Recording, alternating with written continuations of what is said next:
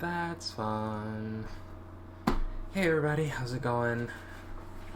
Welcome to Illustrator Fantasies. I am Celestian, and I am hungry for all sorts of things right now. Hope everyone is doing well. I've got my chat box going, so you can actually see conversation. At least for now. I am still getting myself together. So give me just a moment while I set some things up and get myself going here.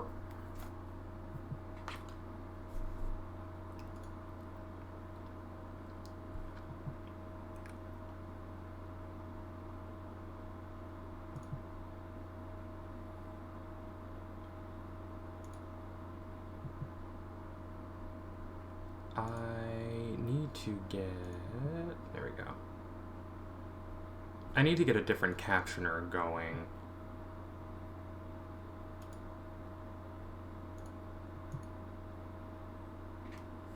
Just to have that happening.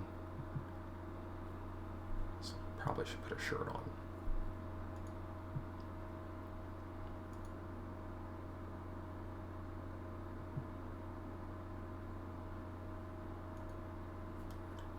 So, first thing I want to do is get my lunch happening.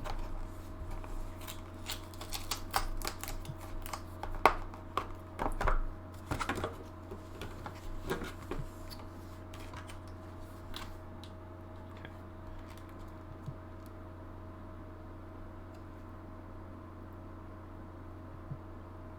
Oh, there it is.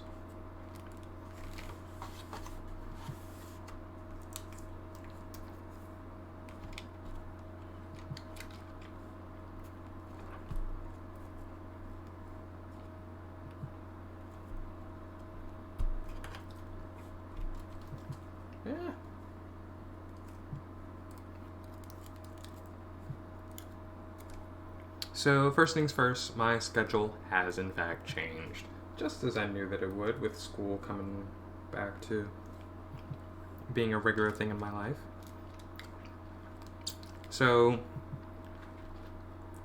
the Wednesday night streams that I had grown so fond of will now have to be Wednesday now streams. So I have a class. So let me start at the beginning. When I started going back to classes, when I started school again, I immediately signed up for online classes. I work full time. There's just no way in the world I'm gonna, and I wasn't driving at the time. So I'm just like, there's no way in the world I'm gonna be able to get downtown to do in-person classes. So let's just do the online stuff. It's super convenient for me. I can be at home in peace. I don't need to be in the classroom surrounded by people at all. It's not a thing for me. So, when COVID hit, obviously everybody was trying to figure out how they were going to make the transition to online learning and distance learning. And I had already gone down that path, so I had my camera, so I could do my meet sessions. And I started streaming, and it just kind of became a natural thing for me. More and more natural anyway. But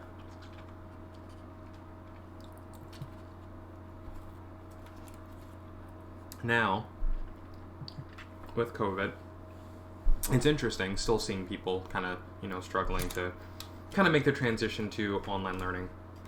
I'm doing just fine. Anyway, I had classes began. And so I have 2 class sessions on Wednesday nights now. 2 class sessions on Wednesday nights.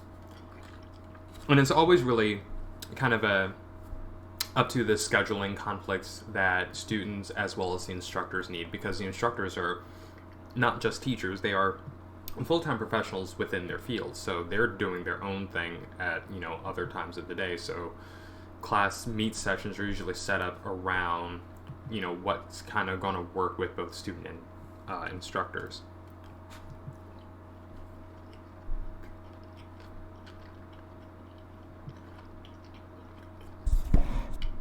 Pardon me while I chew.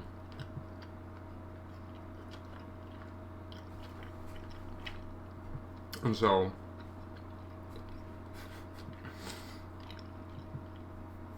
maybe I shouldn't have put the whole thing in my mouth.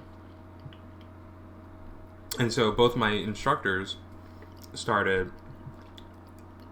with the idea that they were going to have their classes on Wednesday nights. So we didn't really even get a say. It was just, hey, I'm doing meet sessions on Wednesday nights. I'm like, okay, at 6:30. I'm like, well, I guess that's that.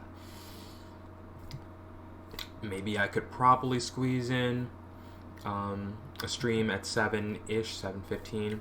And then my other instructor said, we will be meeting at 7. I said, well, there you are then. So that's a no. It is also back to college is in full swing at my job. So, to explain from last week, I was super exhausted when I got home on Friday, and there was no way in the world I was going to be here doing anything outside of just watching other people do stuff. I mean, I probably could have started up a game, and that could have just been my, hey, let's just kind of veg out. I'm not going to be drawing tonight. We'll just kind of veg and see what ends up happening. That may be a thing I do on this Friday as well, because I just know that if I'm going to be actively running around a store full of people, I'm going to be super wiped, and I'm not going to want to do anything. So I have decided that game days will probably be moved, if I can make that happen at all. And that will probably be on Friday nights. At least for right now. Because while back to college is happening, my Sundays are free.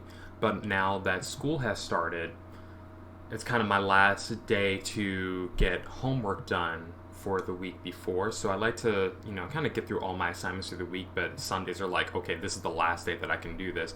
But I'm also going back to a rotating weekend. So I've had Sundays off for August, and then, I'm just working on Saturdays. Totally work with the streaming schedule and everything.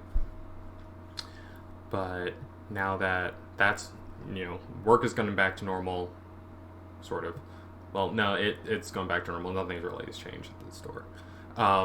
And I have classes starting up again, knowing that, like I said, I want to get my assignments done. Sometimes I have been known to wait until the last minute, yes. But I want to spend Sundays just finishing up assignments.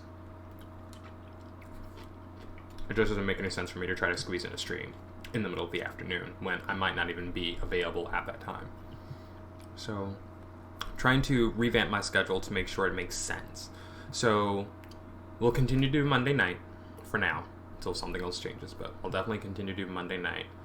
And then a Wednesday afternoon, so that 11 to now. So like starting around 11, we'll definitely have that. And then Friday nights at 7, depending on my energy levels, I'll try to get here and do a thing. It may not be drawing though, so will probably be my game night stream. And then weekends will just be clear. I'll probably toss in a Sunday stream when I'm free. And I know that I can actually afford to and have the time to do it, but I've got a lot going on.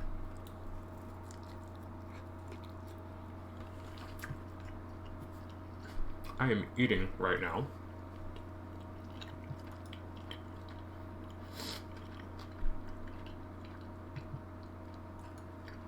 I bought a supermarket sushi a couple of days ago. I told my boyfriend we did not celebrate our 4-year us-anniversary back in July, the beginning of July, like I had wanted to. Normally, I kind of made this tradition of getting monogrammed mugs for us as like an anniversary gift for the both of us. It's kind of cute. He's looking at me like we have enough mugs, and I'm like, we need these. We need these too. So I kind of made that a thing. And kind of, at least for me anyway. And it was cute, and this year I did not buy us mugs. I did not actually do anything. He and I did not do anything. So what I did a couple of days ago after work, I said, you know what, since we didn't do anything for our us-anniversary, let me go out and get us a cake. and we'll have dinner and we'll celebrate it that way. I got home, he had already eaten, and was sitting on the sofa watching another streamer. I was starving because I had worked an extra 2 hours at work, and this was Monday. I was starving and then had to stop at the market to pick up stuff, so I did all that, and it was fun. You know, I ate something, I had myself some dinner, and then we both had, it was this, which we still have some. It's a brownie with cream cheese icing. Super rich, super thick, and it was the only really interesting thing that I saw at the market to pick up as like a little sweet dessert thing, so I picked that up, and we've just kind of been mentioned on that for a while. But I also got me some supermarket sushi because I'm like, oh, I don't have to be to work the next day until like 4. So I'll have this during the day. Didn't eat it, didn't touch it. I'm eating it now. It's refrigerator cold at this point. But I don't want to waste it. I want to eat it. So I'm going to eat it.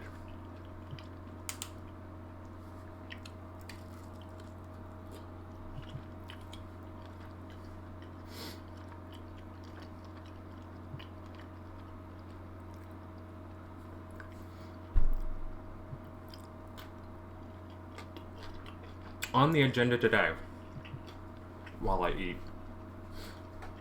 wasabi,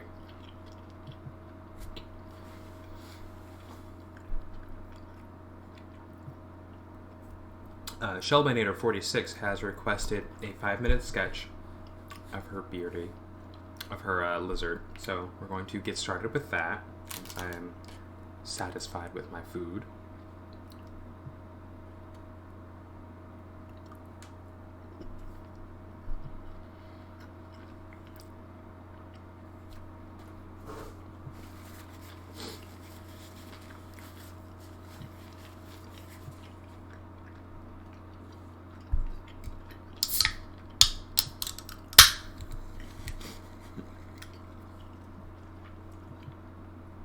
I'm sorry, I don't mean for you all to hear every single sound I'm making while I'm trying to eat.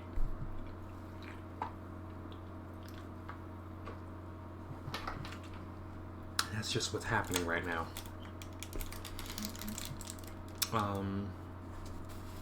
Also, speaking of game day, I am constantly jumping from one game to another.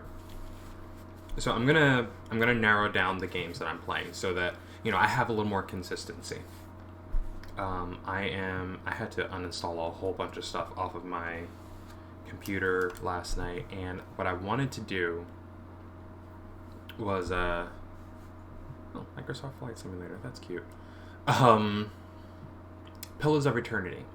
I actually want to go through this game. That one, and I do have Pillars of Eternity 2. So I definitely want to make a thing to go through that game. So if you are interested in that, you can definitely hang out with me Friday nights while I play that game, or whenever that I'm feeling like I just want to play a game and not actually do any comics work. So that'll be a thing. I have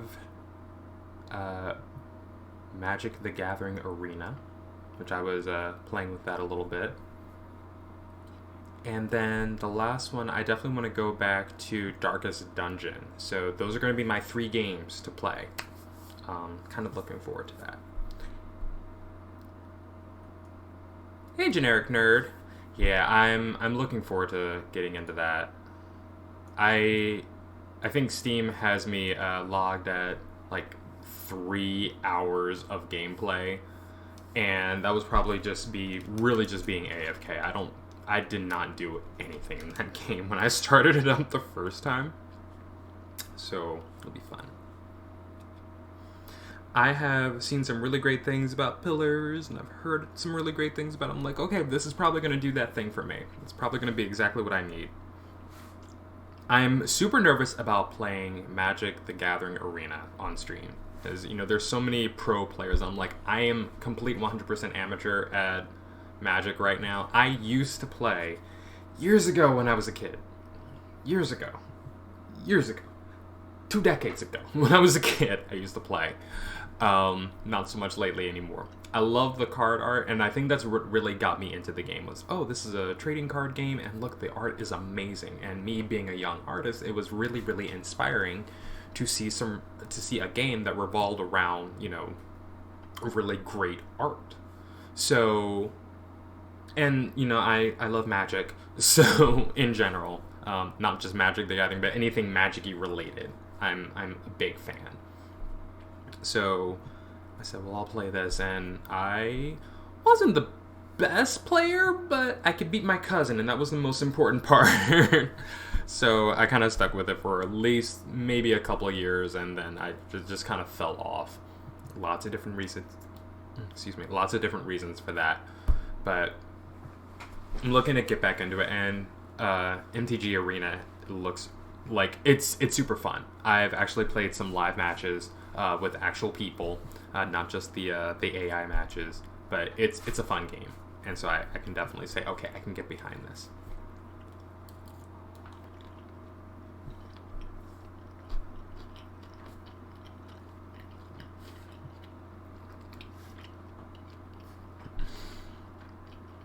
Hey, Omega.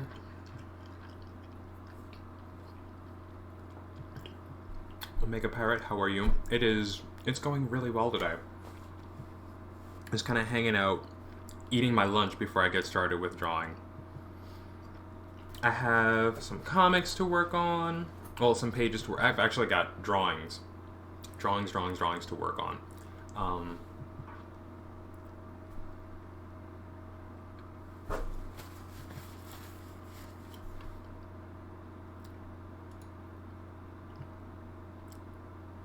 I'm good, thanks. Yeah, I'm excited to see some of your work. Oh, you will in a minute.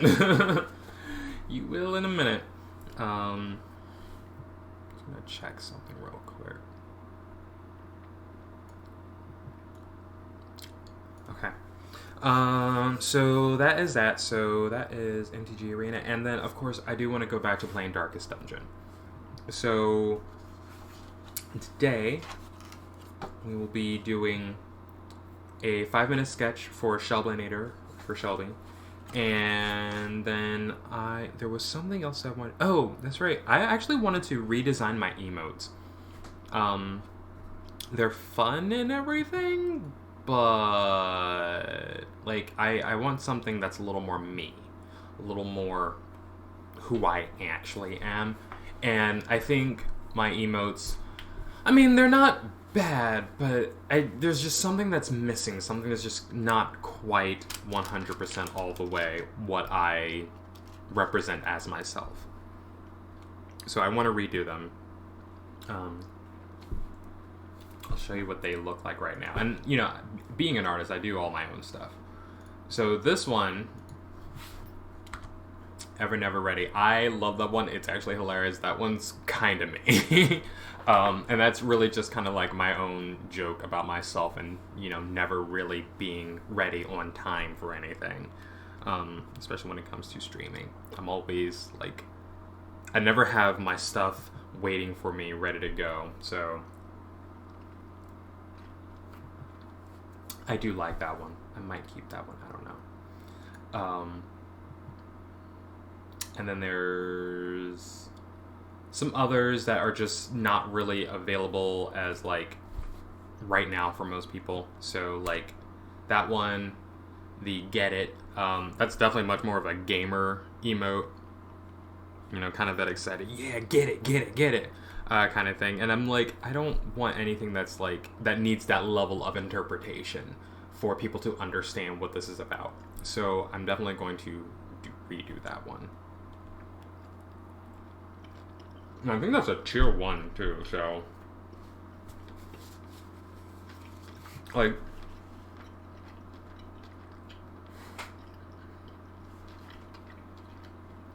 I'm trying to fill every emote slot that I have with stuff. Just to keep it fun. Just to keep it interesting. And accessible. So that, my friends who come by and subscribe, hang out, you have something fun to play with. And then the last one is that one, Magic. I definitely like that one because it's really much more of a celebration of, you know, the thing that I love a lot, which is magic, sorcery, spellcraft, that sort of thing. So I definitely want to keep that. And it's, you know, one of the characters from my comic who is the goddess of magic. So I'm kind of keeping with that theme. So I just wanted something different. What I was also playing around with the idea of doing was the emotes themselves would be pulled from the comic. So that may actually still be a thing that I do. So we're just seeing characters' faces and stuff like that, completely out of context, nothing else going on, just like, hey, character's face. A different expression. Which I think would be cool. So that's kind of what these emotes started out as. Let me finish up my food.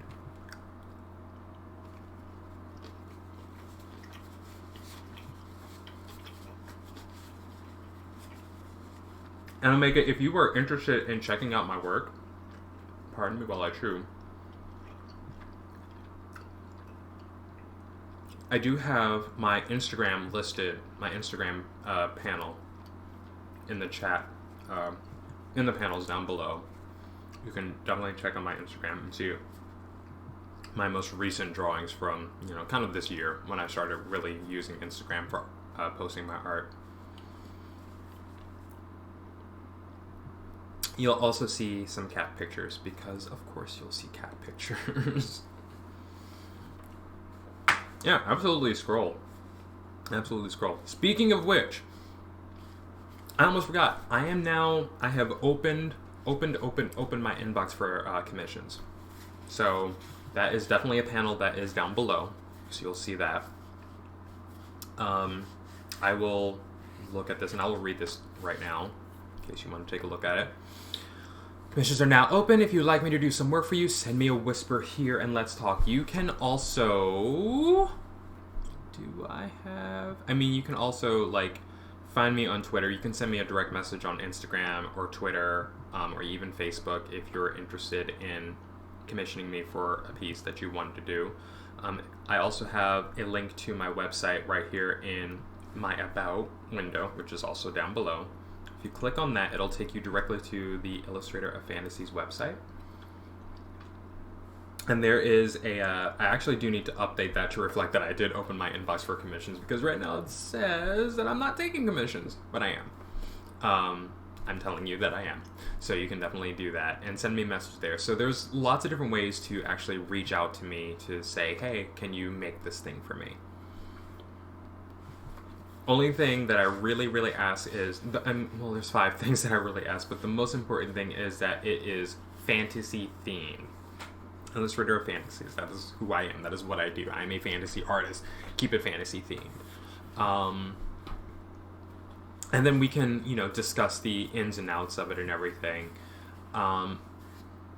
Like, when we're talking about potentially doing a thing, then yes, we can actually have that conversation. But once I actually start the work on that, I do charge a non-refundable consultation fee. That is to cover the initial work that I'm doing, the use of my materials, just to get you those sketches and all that other stuff. So yes, please bear that in mind. And that fee is based on the price of the overall piece that you're asking for, which we will negotiate if we have that conversation. Hey, Lunar, how are you?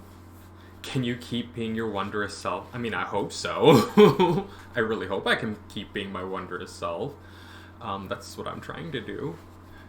But yeah, and great, that's my commission. Okay.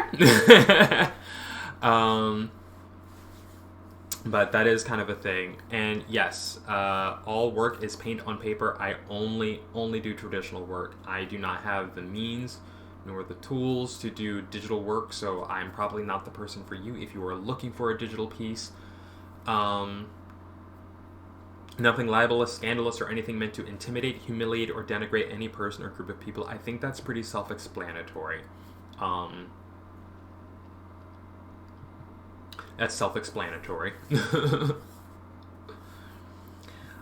I also asked that if you were asking me to do something for you, that you 100% own the rights to that work. I am not in the habit of rehashing creations done by other artists that belong to other companies. That is not a thing I'm going to do. That is point blank period. That's a no.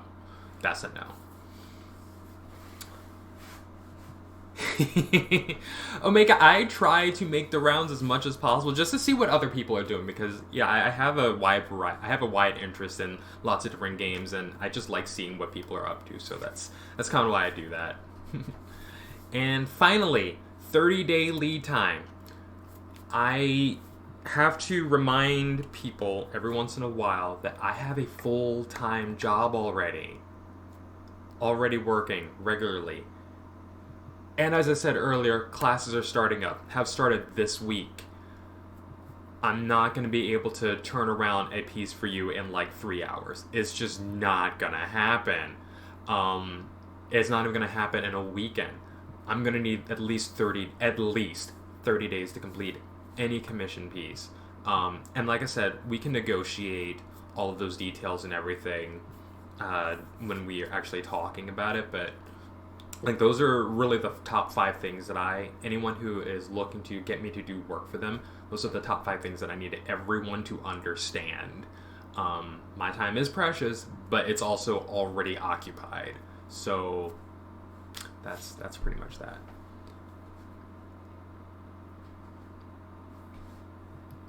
Thanks, Omega, for the compliment on my work.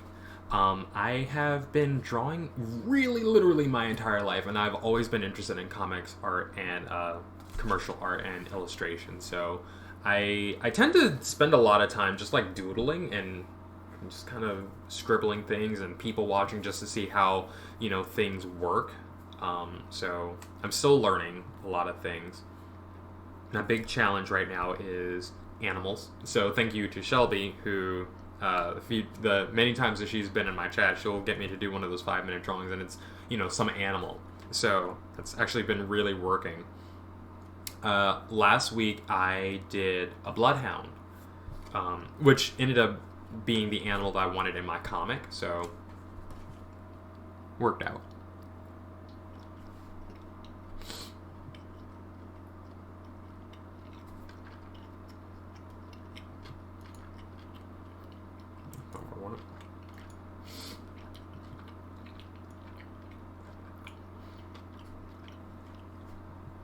And Lunar, I can say I actually am surprised to see you up right now. I figured you were much more of a night owl. I was not expecting to see you up, but I'm glad you're here. I always like hanging out with you.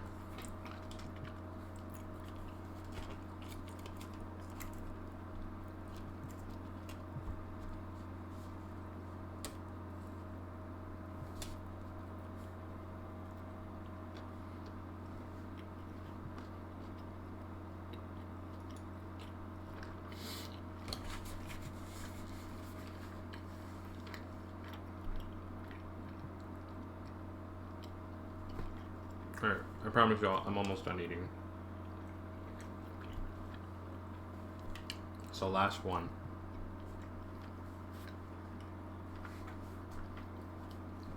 Shmee, hey, how are you? Missed your face. So glad to see you in chat today. Lurk away.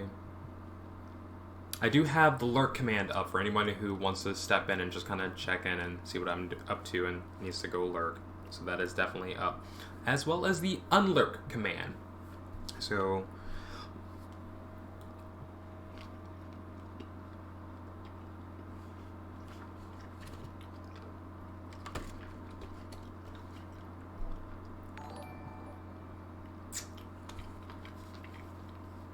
Groovy Monkey, thank you for the follow. Appreciate it. Welcome, welcome.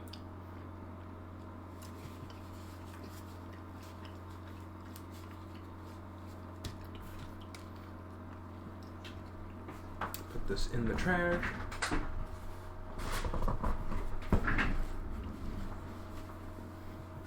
How How are you today? Hope everything is going well. I'll get my camera set up here. Some water. And my pencils. Oh, there you are. I'm gonna sharpen this.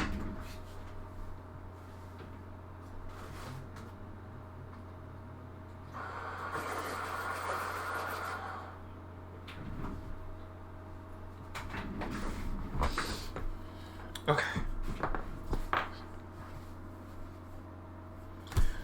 All right. I am ready at the moment. At the moment. Put this way.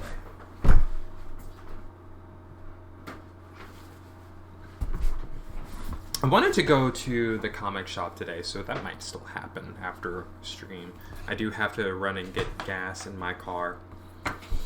Guys, I have a car that I drive. It's a new novel thing for me. I've only just been driving regularly since like mid-July. I just got my license then and had my car for a little bit, so I've gotten practice, but like I'm literally driving myself places, so it's kind of wild for me. Alright. Camera 2, what are you up to? Open up. There we go. Okay.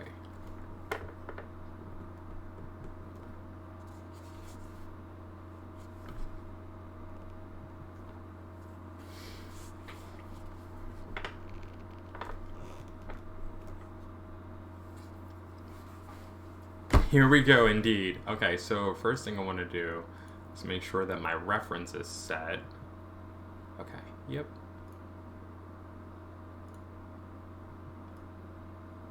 So this is Shelby's Beardy, which I think she means, I think she's telling me it's her bearded dragon, I guess. So this is the reference that I'm using. Should I turn the paper this way? So this is a 5-minute sketch, which means I need to set my timer. Sometimes I go a little over the 5 minutes.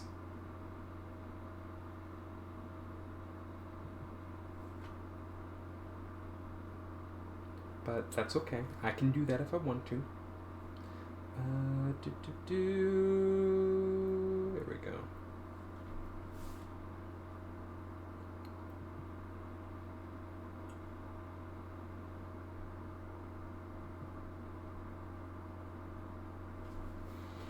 All right, we've got reference here, we have paper here, we have timer here.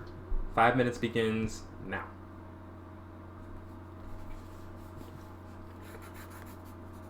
So I do a 5-minute sketch. It's actually really great for a warm-up process.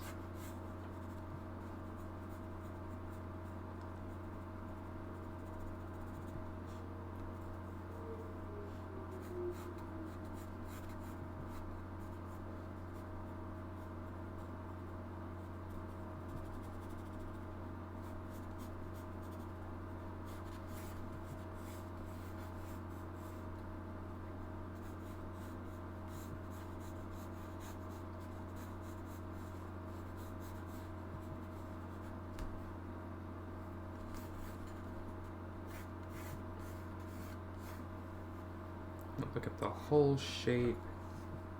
Let's get this right.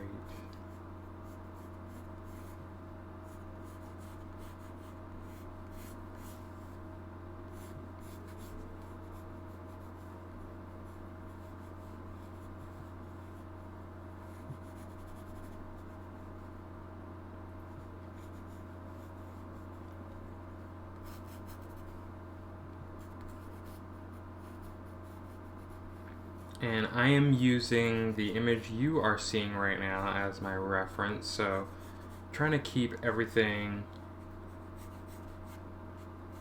within the limits of the pose.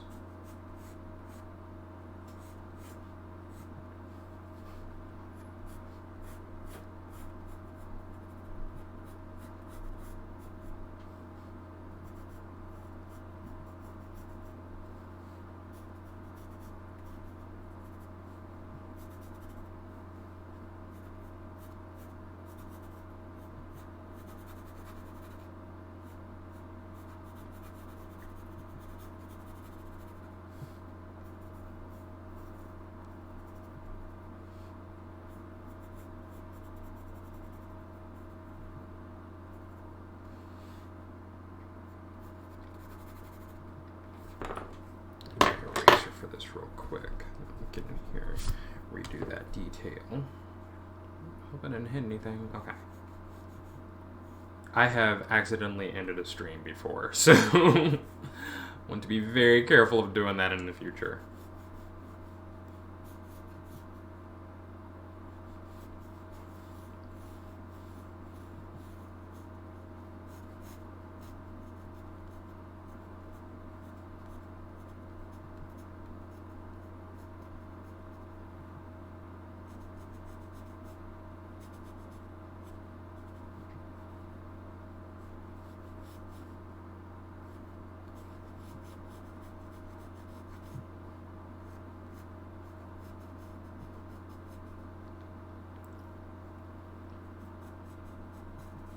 How much time do I have left?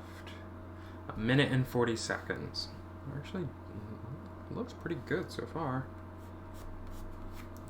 Concerning the angle I chose, well, the bit of the image, rather.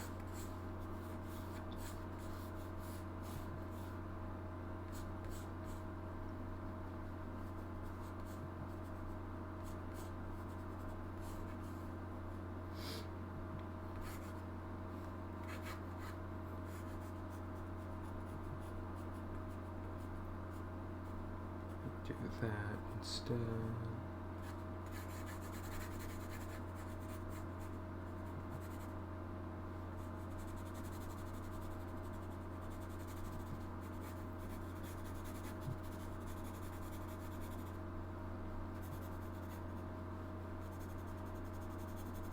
And you all can tell me how well I did with 40 seconds left on the clock.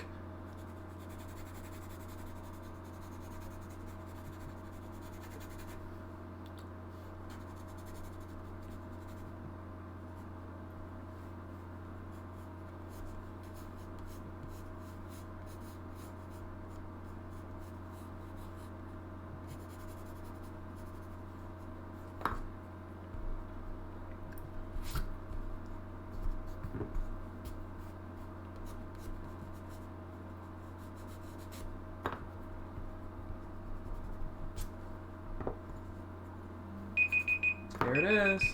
5 minutes. So that is our 5-minute sketch of Shelby's beardy, as she calls it. I do want to do just a couple of extra little touch-up-y things up in here. So we'll go a little over.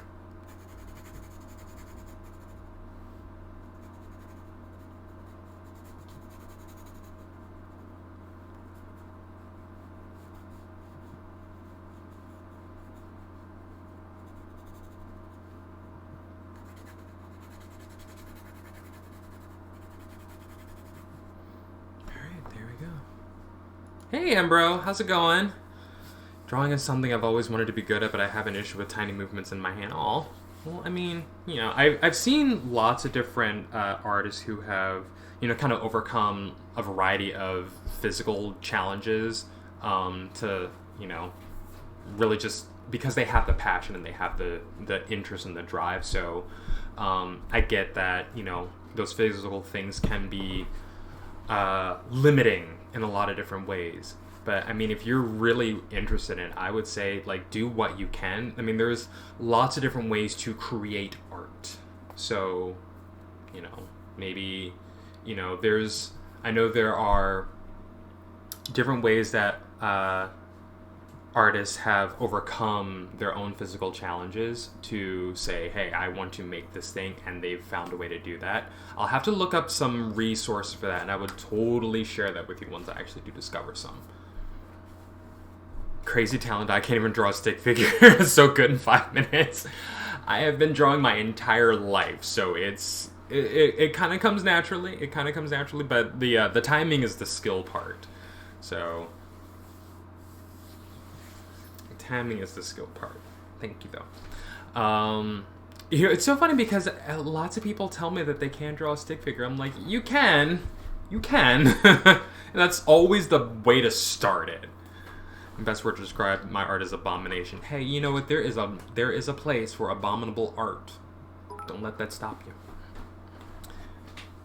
Ambro, thank you for the 100 bits. I appreciate it. Yes, I'm happy you were able to stop by and catch us out too, because I haven't been on in a couple of days. Pretty much, I think it was a week ago. It was last week was the last stream session that I did. Shelby, this is for you. It will be on the Instagram today, so you can definitely check that out. But yeah, it was last week was the last time I was actually up and streaming, and that's only because with back to college, I was super wiped out last week, and I just couldn't make anything. I just could not get my brain together to actually sit down. I didn't have the energy. I didn't have the desire even to sit down and do anything. So I said, you know what? I'm just gonna take the night off. And then the night off turned into, I kind of want to do something on Sunday, but I kind of want to just sit here. So Sunday I didn't do anything. Actually, no, Sunday I did do something. I was gaming on Sunday, but then it was Monday afterwards. I'm like, no, this is not happening. So, and with classes starting back up again, it's going to be extra difficult. So I have to kind of rearrange my my schedule. I don't know why I'm moving the keyboard over here. Like I'm going to be doing something with it. Today, we're going back into inking. I've got some pages here, so I want to see really how far I get. Taking time off is super important, though. Never feel bad about taking... You know what? I did for a little bit. So, the funny thing is, I started streaming really actually last year, and it was going great, and then for some reason I just couldn't get it together. And I said, I need to not be here right now in front of this camera. And so I did that, and I came back, I'm like, oh, wow, I feel like I've missed so much. So much has changed. And that was like this year. It was actually in June when I came back to it. And that's when I met Geek, and that's when, the community started to get put together, and that's history. You guys realize that was like 2 months ago when all of this happened. So, it's been a ride the past 2 months. I'm pretty sure Geek will tell you the exact same thing. It has been quite the ride. But I decided I wanted to come back to this, and I was drawing and painting then too, and it just, I don't know, for me, for whatever reason, it just wasn't coming together. I just wasn't it wasn't happening. But I'm glad I'm here now. I think, maybe dipping the toes in the water kind of thing last year, and now I can actually be here more regularly. Okay. All that being said, we've got work to do. Well, I've got work to do. You've got watching to do. I had to move my keys around. Move my phone over there. We are done with the timing things. I've got pretty much enough light to do all the stuff that I need to do. I don't know if me opening the window is really going to help matters. Not really. Oh, it kind of did. Okay, well, I guess I'll leave it. So, I am now on pages 18 to 19. So let me get my ink ready here. But yeah, so it was a little more than just taking time off. It was, I need to, like I said, just not be here. Last week was like, no, I need some time off just to refocus my brain on things that are important to me. Another thing that I'm missing right now is my piano practice. I had taken up piano last year as well, and I've been on and off for a few months, and most recently this year, the beginning of spring, when COVID hit, and I was already practicing at home, and I think it was just, I don't really know what it was that really stopped me from practicing. It's just, it's just the thing that needed to happen. So, actually, I think it was around the time classes ended, maybe? I don't know. And probably right around the time I started streaming was, I think, when I stopped practicing. So, I definitely need to get back into that. And the funny thing is, the only reason I don't want to say the only reason. I love the piano. It is like my favorite instrument of all time. But, I mean, really one of the main reasons, aside from how much I love the instrument, that I'm even streaming, or that I'm even practicing piano, wow, is because I want to write my own music. I want to compose my own music. I want to do animation, and I want to be able to compose my own music and have some understanding of music theory, and that I can apply that to an instrument like the piano. I'm also trying to learn flute, go figure, to apply that music theory and that learning to an actual instrument. Definitely helped me with composition and writing my own songs. So, what I want to do right now is move this a little more out of the way. Okay. We can clear off the bearded dragon. That needs to disappear. There we go. Okay.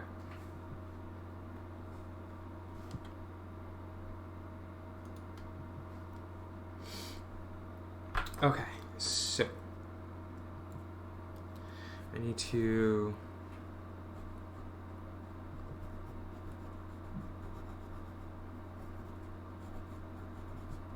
add in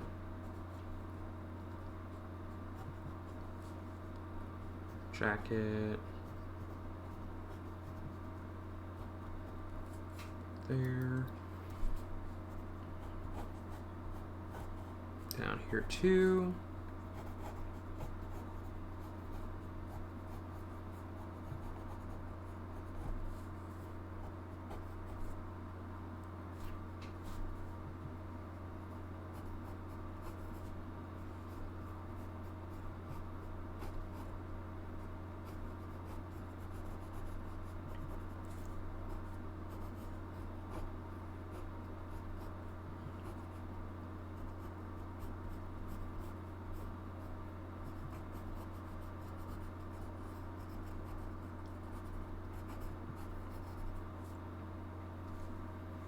Everybody gets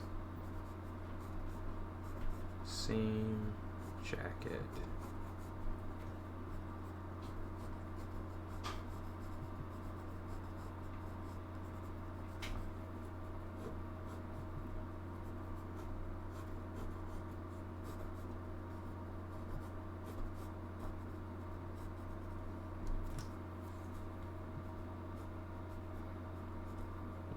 Mostly the same outfit. And the only reason they're just kind of floating here without any detail is because I had to rethink these outfits.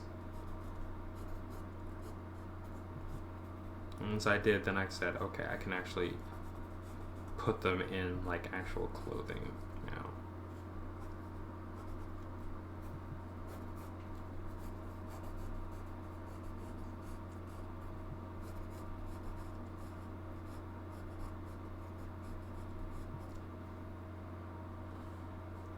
Okay.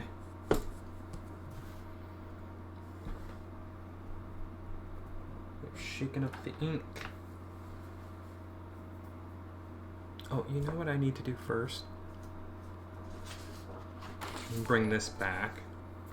Hey, bro, thank you for the subscription. I appreciate it. Welcome, welcome, my friend. What I am hoping to do is that, you guys will enjoy coming here so much that we have a really great art community here. I have been, kind of hanging out and following lots of really great fantasy artists, so I'm hoping that I can work with them more and, get a nice little group of us going, and hopefully we can all share our work and, be a even greater community with each other. So trying to do that and also get to know what the art community looks like on Twitch. There are so many other artists who are actually working on Twitch. Lots of them are fantasy artists just like myself. They're not just here to, make emotes and things for people, but, they're doing other things, the kind of things that I'm doing. So, I'm definitely kind of looking at that, but, I'm also looking at the work that I'm producing and making sure that it's fun for people. And, if I'm going to be on Twitch, I want you guys to see me and I want you to see my work, but I also want you to have fun while you're here. So, I do appreciate the subscription because that means that I'm doing something right. And hopefully we'll be doing even more right. So, definitely. Thank you. Good. I'm glad that you're having fun. I am too. Like, this is actually a lot of fun for me to just be able to share my work, like, in such a visible way, in such a public way. I actually really enjoy that. Despite being horrible at art myself, I'm super intrigued by it always. You know what? That's a really great place to start when it comes to art. Because I have been an artist my entire life. I have very specific thoughts about art that are just like literally just do the thing that you enjoy. I am all about that. What she is missing are her earrings here. And the great thing is I can go ahead and fix these up later.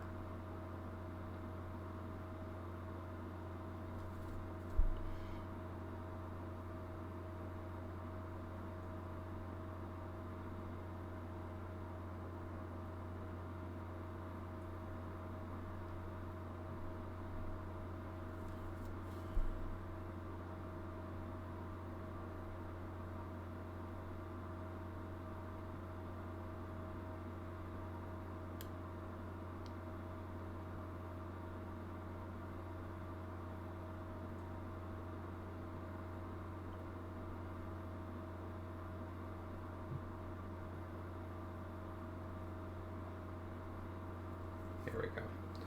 Okay, so that's that part done. I can put this aside. But yeah, I feel that if you are interested in art, you should be doing art. If you want to create something, you should be creating something. I think that, and you can stop me all the time, but I look at, how we all think about ourselves when it comes to doing anything new. There are people who are like really, really proficient at math, and when they hear someone say, I am not a math person, they're like, oh my god, there's no such thing as a math person. You have developed the skill to do math, and that's what really is happening here. You have the interest in what math can do, and that's what's happening here. And I feel the same way when it comes to art, even though I am definitely one of those people that says I'm not a math person. I'm just in watching others do art. When I do art, I feel wrong. Oh. It's alright. It's alright. No, I mean, you shouldn't feel wrong about doing art. I mean, it's expression. That's literally what it is. It's just, it's not even just how you express yourself. It's like, what do you want to say? It's like any other form of communication. But the main difference is that a lot of it is open to interpretation. And so I think that's what also kind of throws people off. We have this idea in our heads of who the really great artists are, of a culture, of an era. And so we say, well, this person has done some really fantastic things and I will never be like them. You don't want to be like them. You want to be able to,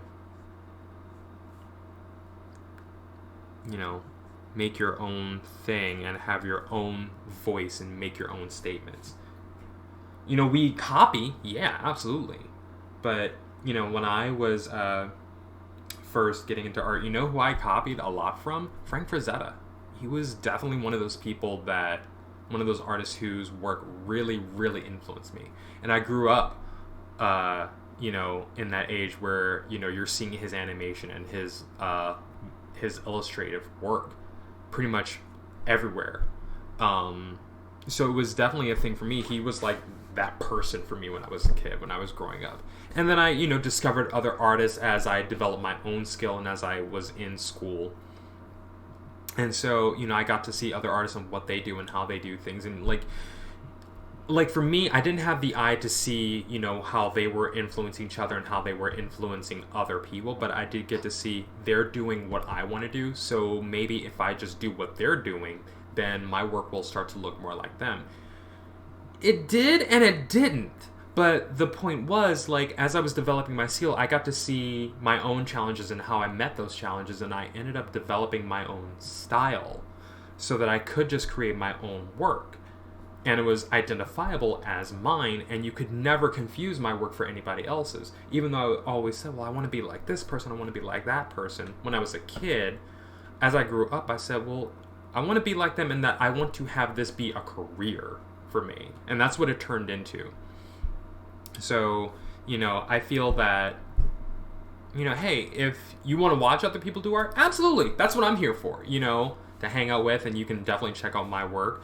I know I was part of an art group for a few years when I moved here to Columbus, and, we all got together, we sat with each other, and we just did art of all different kinds. So, we had sculptors, we had painters, there was a lithographer.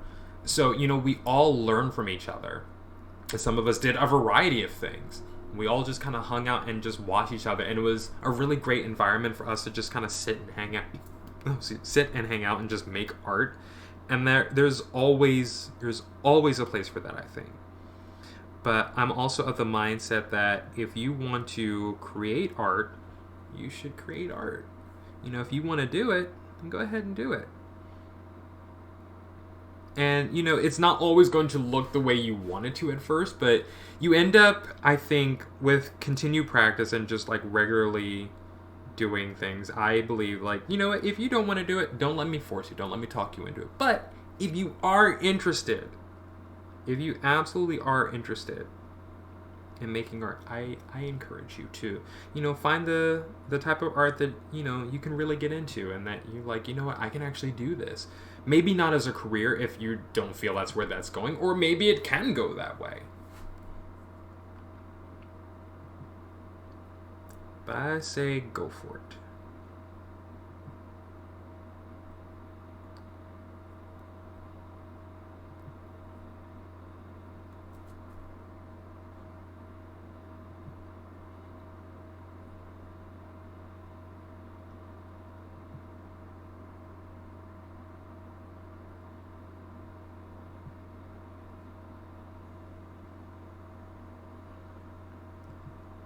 I had a friend of mine when I was in school. Stick figures just standing. That's the extent of my art. Like I said, that's how it always starts. When I was a kid, that's exactly what I did. Stick figures.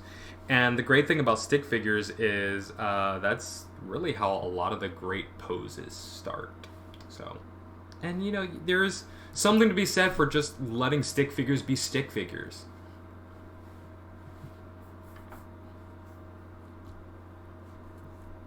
Like, there is definitely a great place for stick figures in art.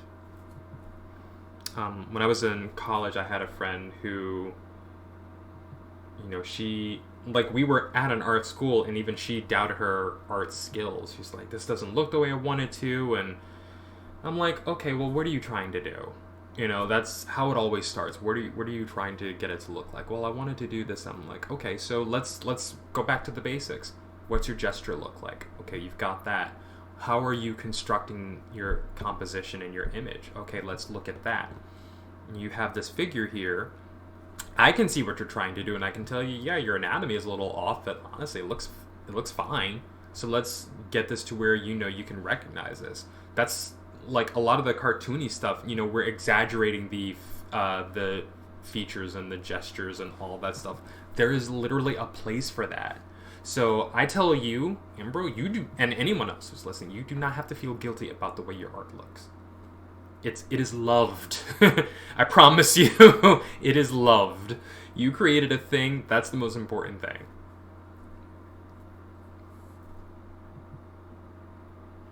It's not even that, there is someone out there who will love what you're doing. I mean, that's true. That's part of it. But, I mean, it's loved.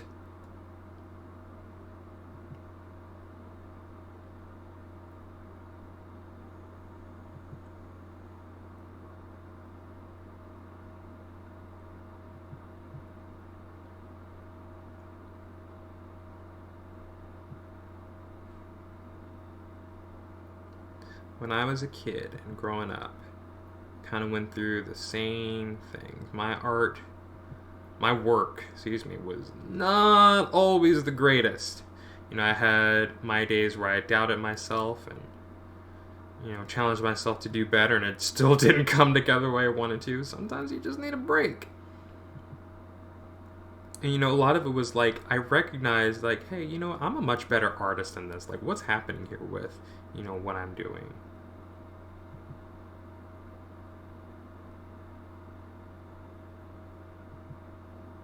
And I had to really lean in even to the pieces that I was having a problem with and saying, you know what?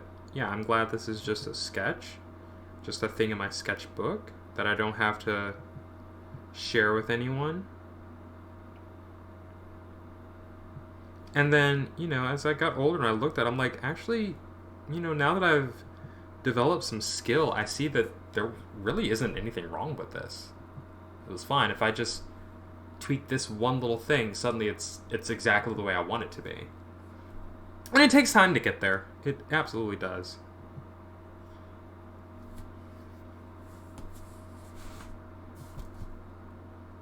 And we're not always there, but, there's also a thing about some people being ahead of their time. We do have to spend some time kind of growing into ourselves in order to really understand what we can accomplish with the talent that we do have. And I believe that wholeheartedly.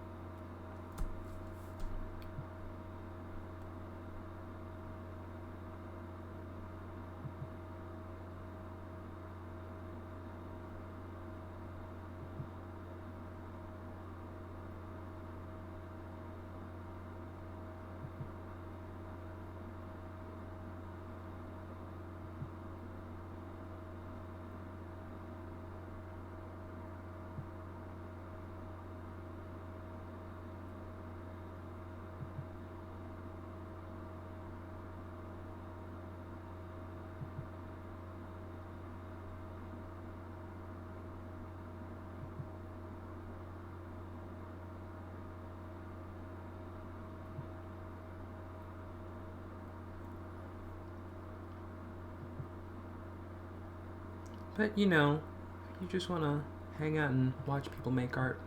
That's wonderful, too. Because I can tell you right now, we artists really do appreciate the audiences that we actually are able to draw close to us. Like the people who love our work, that's we hope that, and I'm pretty sure I can speak for lots of different artists when I say this, we absolutely do hope that, we can inspire people to come and hang out with us and enjoy what we're doing. Mark is complete. Okay. I will also let you guys know, so our channel points are actually called wisdom. So what I have set up down there, you should be able to see that. You guys want me to do a 5-minute sketch, you can spend 500 wisdom to get that, and I will totally put aside what I'm doing for your 5-minute sketch. The only thing I ask is that obviously it is your own work and that it is something I can easily find reference for. And of course it has to be 5 minutes, and it'll be a small little drawing. I figured it's something fun that we can do.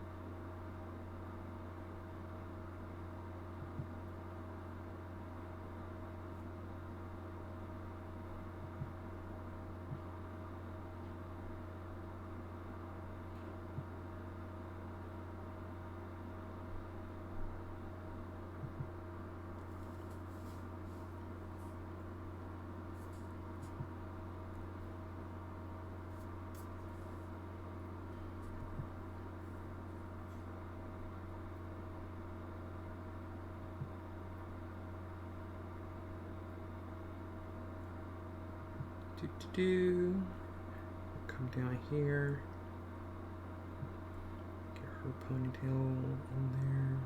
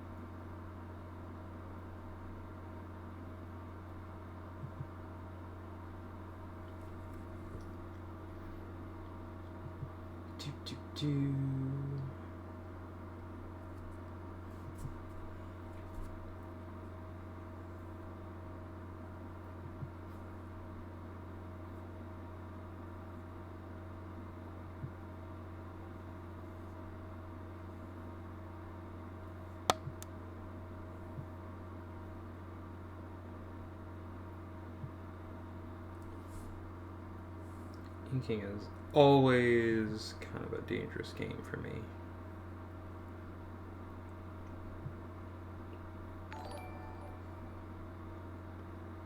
Oh my goodness! Hi! Welcome, Raid! Hi! Groovy movie, rating with a party of 9. Wow, guys, thank you. Welcome. Welcome, everyone. Hi. Guys, I definitely want to let you know, keep the caps to a minimum. I try to be very, very chill over here, so keep it relaxed and we'll have fun.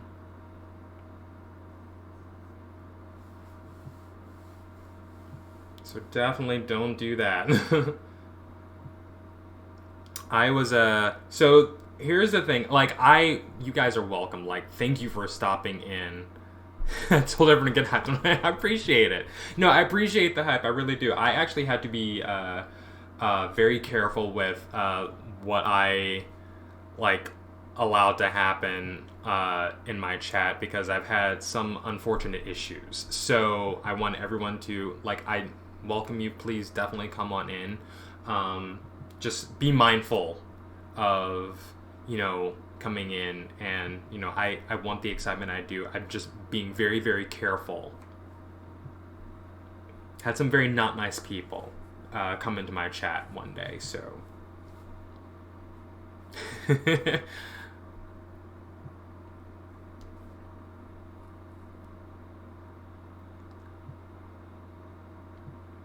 you guys, welcome.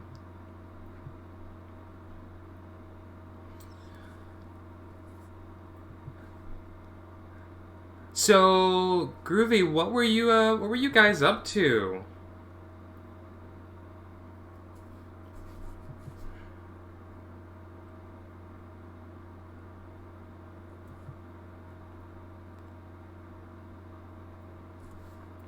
Got to draw in their sage horns.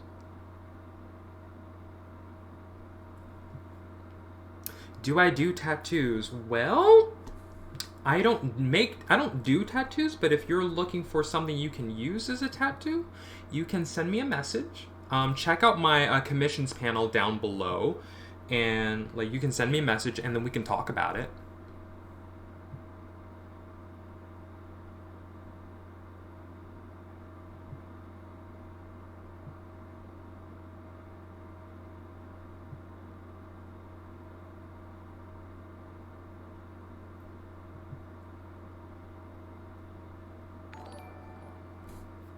Oh my goodness! Hi, Turtler! That line work is on point, thank you. Oh my goodness, guys. Hey, everybody. Wow, that's another raid coming through. Welcome, everyone, welcome. Getting busy. Yeah, a little shocking. It's a little shocking.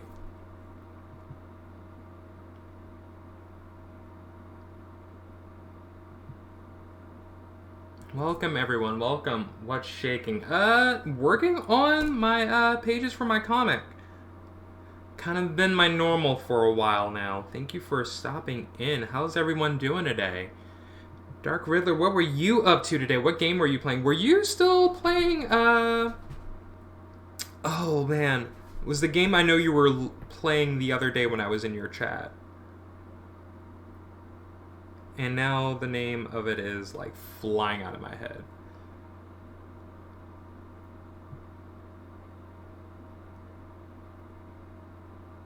I have a bad memory, y'all. I'm so sorry. Just got through Chapter 8. Raiden a small, disappointing non-caps. I'm sorry. Xenosaga, yes, that's it. Well, you know what? I'm starting to come out of my shell a little more, so... You know, maybe we'll be able to have some more fun with the raid next time, but I definitely wanted to be very, very careful. So I appreciate you understanding, though, Chiller.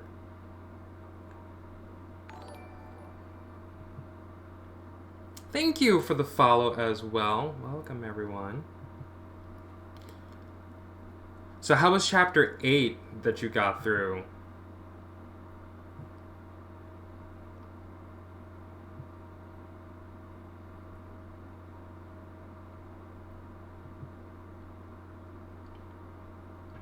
Guys, and also if you are looking to, you know, hang out with me off stream, we can totally do that too. I think the link for the Discord just went up, so it's very small.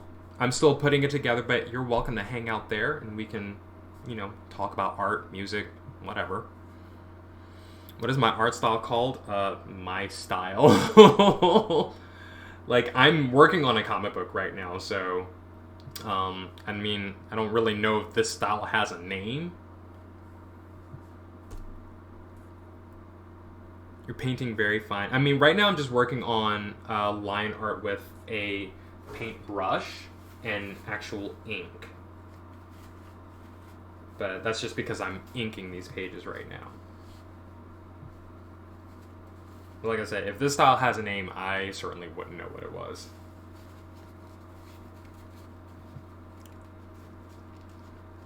Totally get it focusing on that. I don't blame you one bit. Vector's finally coming out from the sidelines. Ooh, I'm gonna have to stop in again. I try to get around to see what everybody else is working on. Our community is just so active and so lively, and I love it. And I'm like, guys, there's just so much of really great stuff going on. Everyone is doing some amazing stuff. So, you know, try to hang out where I can. I'm probably doing a whole lot of that now that classes are back in session, so... You know, in between doing homework.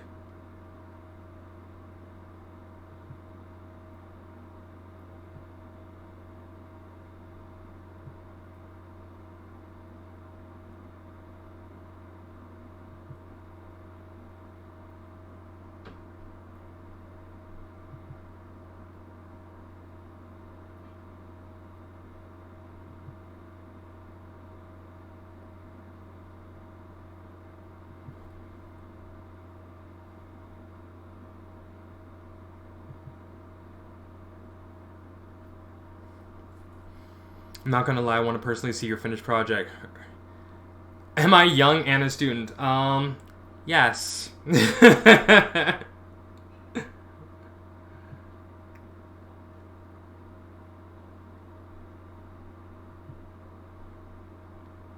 No, I can't wait to see what this finished project is gonna look like too.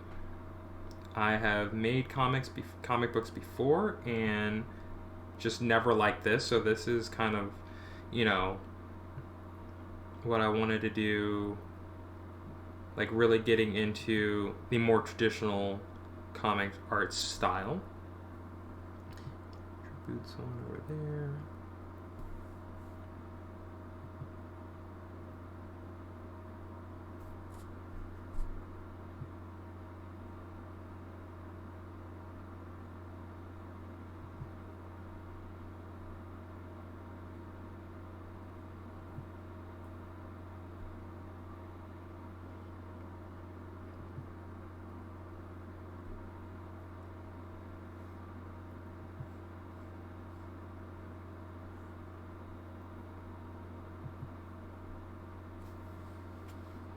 You look... I hear that a lot. Going to college. I am a human resources management major at Franklin University. So, yes, definitely going to college. I did the art school thing. Was not a fan. Especially of the debt afterwards, so... But I found something that I like, so that I'm doing that. Always wish I could draw. I'm terrible at it. You know, I just had this conversation with Ambro. You are not terrible at art. You just need to practice. That is what I'm going to say. Yeah, come back. I mean, here's the thing. Like, don't get me wrong, I'm not trying to chide you. I'm not trying to correct you. But I think it's very important that, you know, anyone who wants to get into art feels like they can, because the creation of art is accessible to everyone. And being bad at art means you're just new to art. So I think with more practice, you can be the exact kind of artist you actually want to be. And that's all I'm going to say on that. Oh, so I'm in Columbus, Ohio, here in the United States. So Franklin is one of our local colleges here in town. Practice violin with a disabled wing. Aw, well, I mean, see, look at you. You have the violin. I'm still learning piano and trying to learn flute. So I've got paint splatters all over the place. Oh no. Actually, what I want to do before I even do that, thankfully these are out of the bounds of what's going to be drawn, but what I need to do is kind of put everyone back in their outfits here. So I got to redo some things.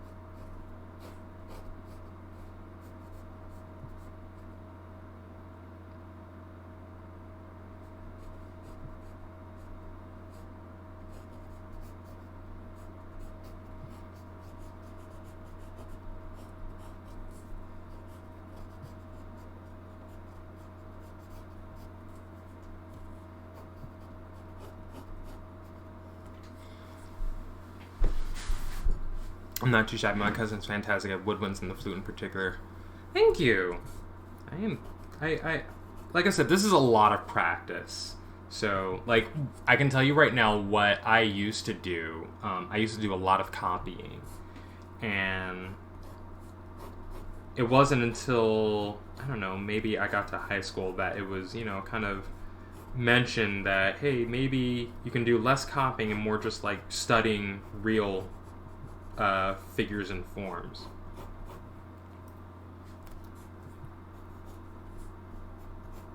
And so I started doing that, and I've seen myself actually growing as an artist, so.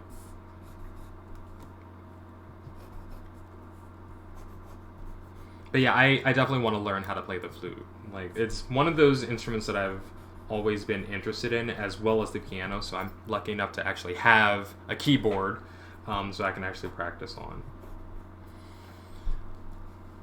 Like, is that like sketching like one thing over another? So I had to redo the outfits that these characters are wearing, and I just never finished some of these pages, like getting those outfits in.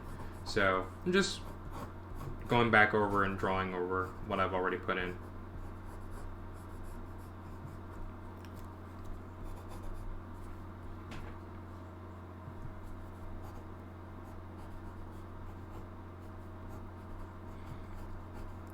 Very uniform looks here, but that's intentional.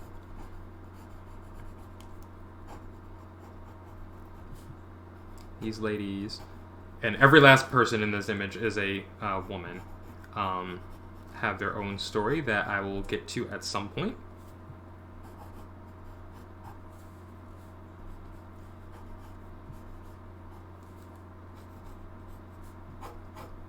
But right now, they're just part of someone else's story.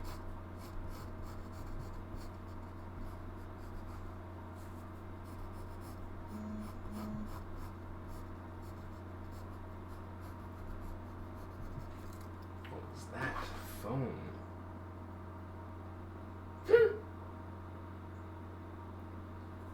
Alerts of all kinds. I grew up playing piano and how to read music. Oh, see, I wish I had gotten that education when I was a kid. Moved to violin when I was 8 and 31. They are women. Yes, they are. Every last one of them. How long have I been working on it? So these characters I have had since maybe high school. But I've only been working on this particular version of this comic for like the last year. Trying to figure out what story I want to tell, how I want to do it. So, like I said, this book for just a year. But the characters have been around for much longer than that. I am 36, so definitely a while.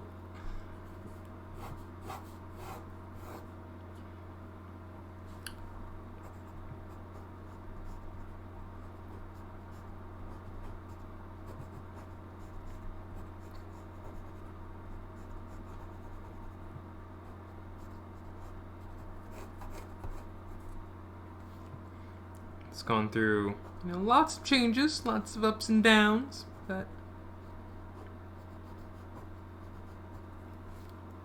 it's not bad. Art takes time, honestly, especially when ideas are always changing. It's true. It's absolutely true. And mine was really no different. I had to grow up a lot to figure out the kind of storytelling that I wanted to do and the kind of stories that I wanted to tell. So we are going to start with a girl back here. Actually, I want to start over here.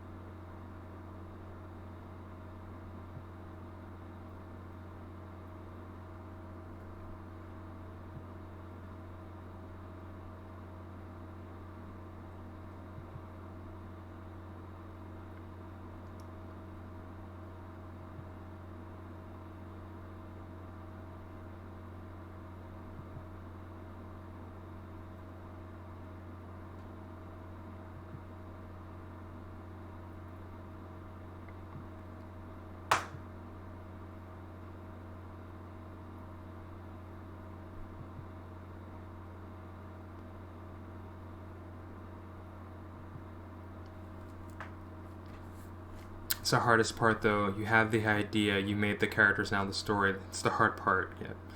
Yeah, it's definitely gone through its challenges.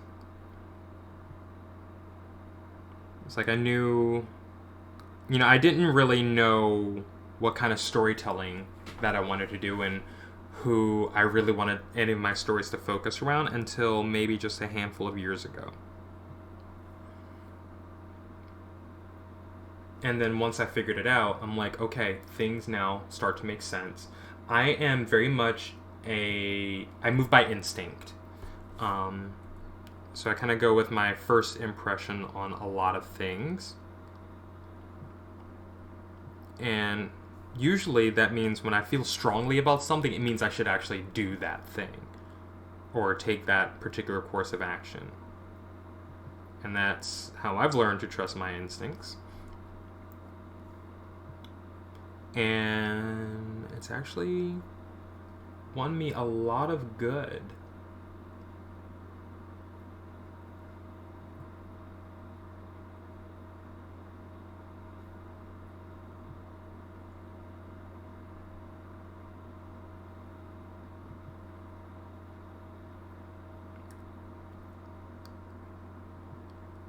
Forgot I changed all of this in here.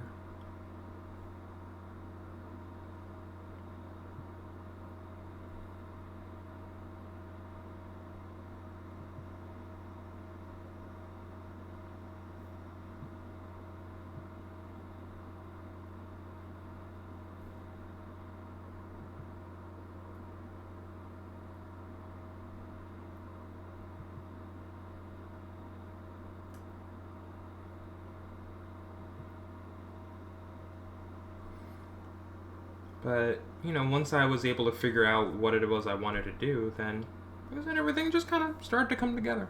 So.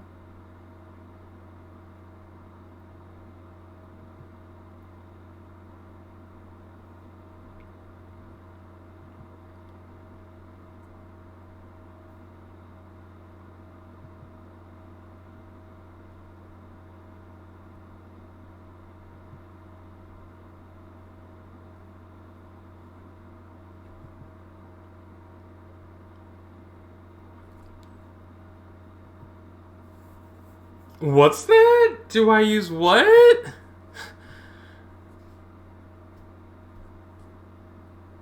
I am confused about where that comment came from.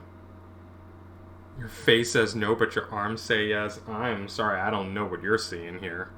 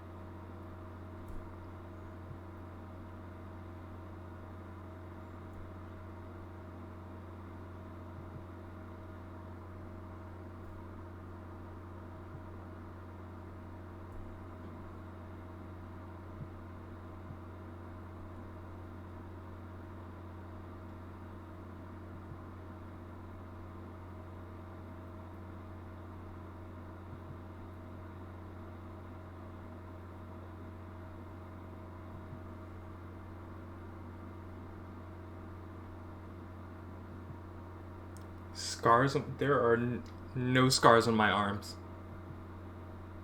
There are no scars on my arms.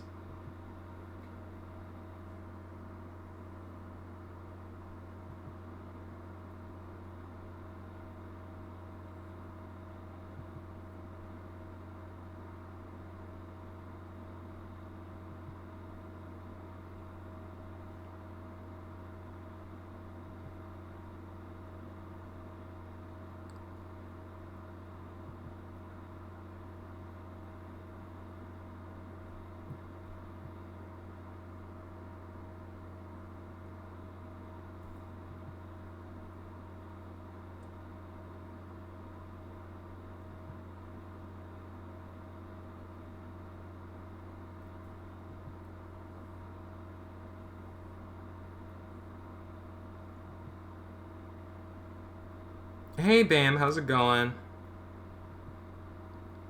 Yeah, I appreciate the thought, but like I definitely would caution you from asking questions like that of streamers or people in general in the future.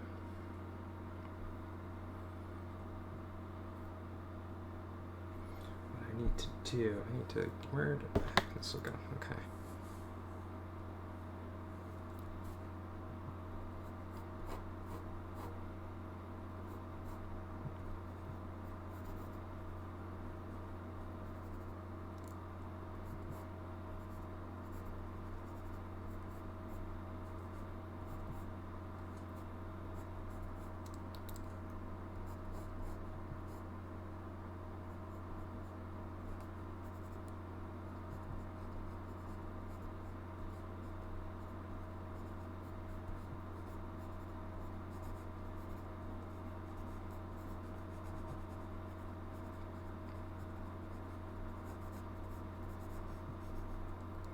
That.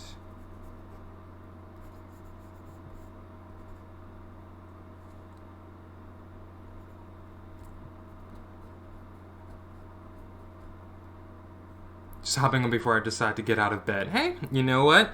Appreciate you stopping in, Bam. You know I love it when you're here. Love if I can commission you for a tattoo. Like I said, check out my commissions panel down below and you can send me a message. I do have lots of different ways you can reach out to me.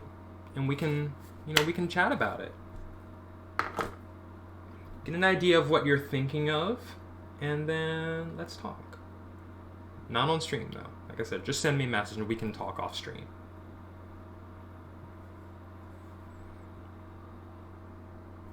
There's too much ink on that brush. One thing I do like, I actually am getting better with my inking.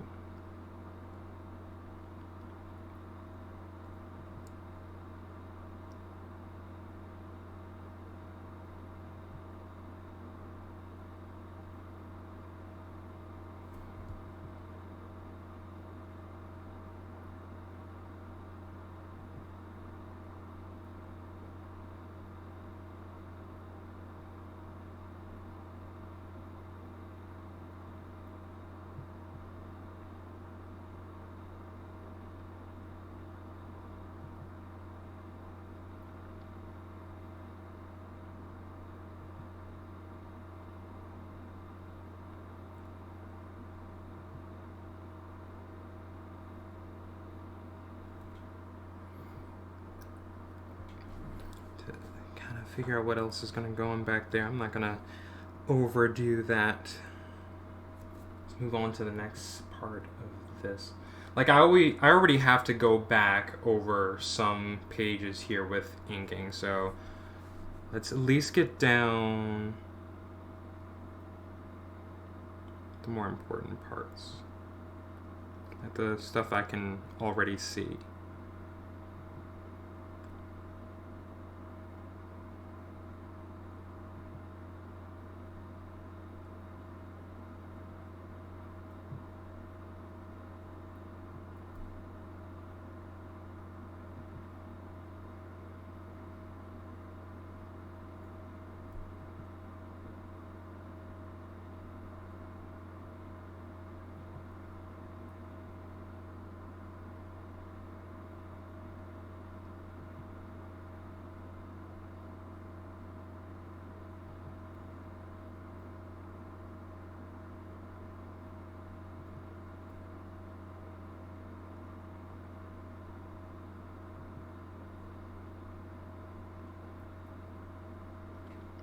Precision and mental focus you do. It's a practice thing.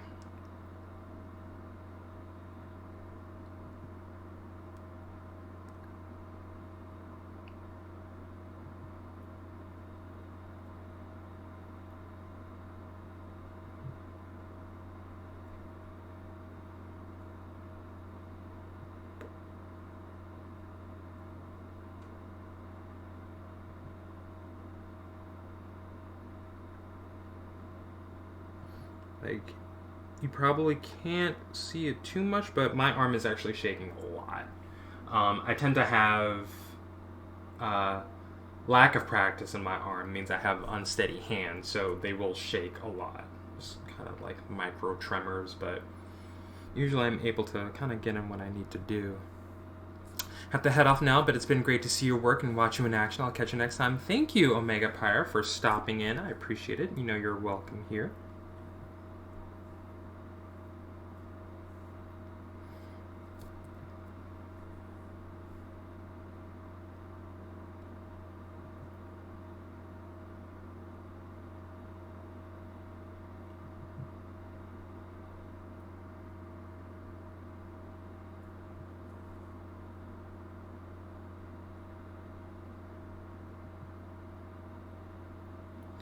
See, I'm going to have to do quite a bit of touch-up work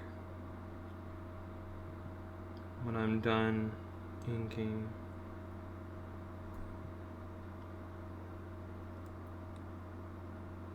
Just a few things here and there need to be cleaned up.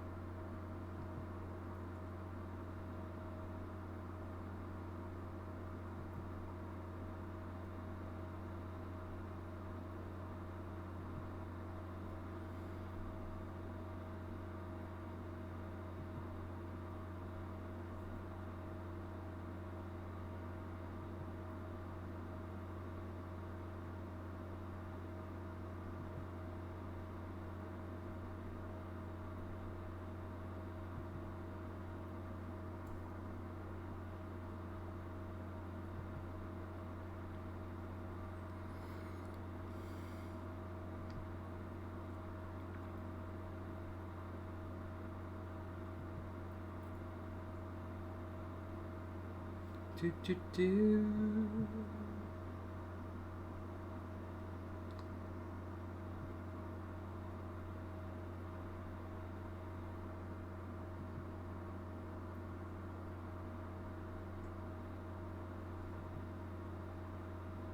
No. Okay, that's a little better. I have to wet my brush again in a minute with water so I can get the ink flowing again. The ink that I'm using is a very dense, not thick, dense acrylic ink. So it's waterproof. So like it won't run if it gets wet, which is a good thing because I paint directly onto these pages when I'm doing my colors. And I use watercolor ink for that.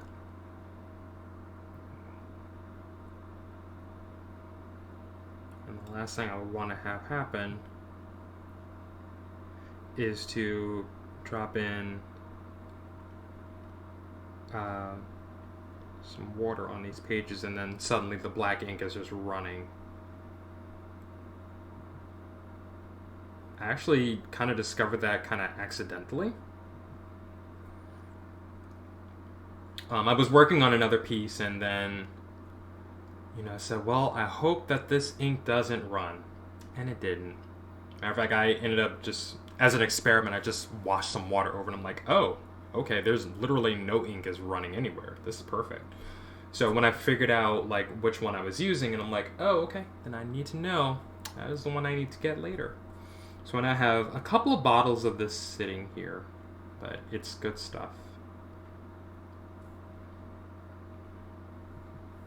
All because it doesn't run.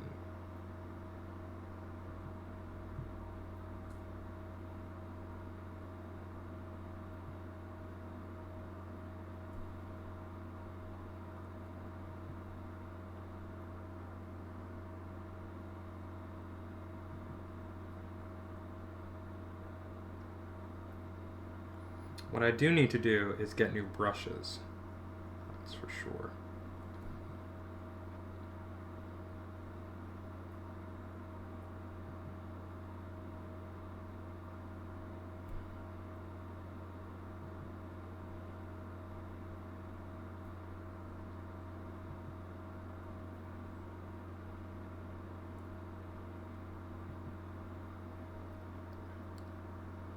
Just a couple of hours in. I think I've done maybe just speed page number 2, I think, right? Yeah, this is page number 2. But of course, I was running my mouth earlier, so.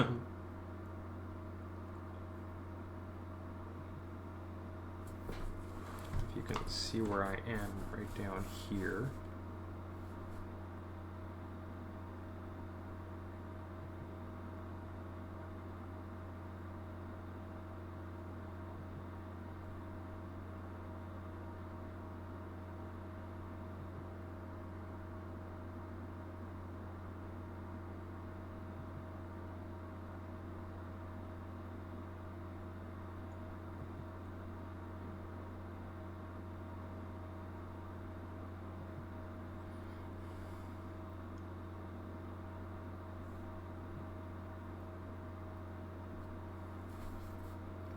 Okay.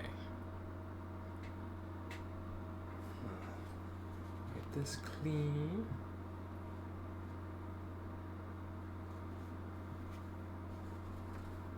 Let's get some ink all over my fingers. That's exactly what I wanted to have happen.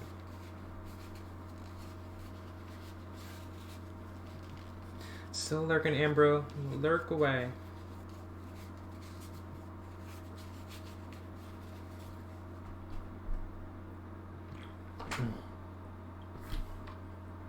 Alright, I have a bit of ink on my fingers, so I'm going to be careful moving this. Oh, one thing I forgot to do.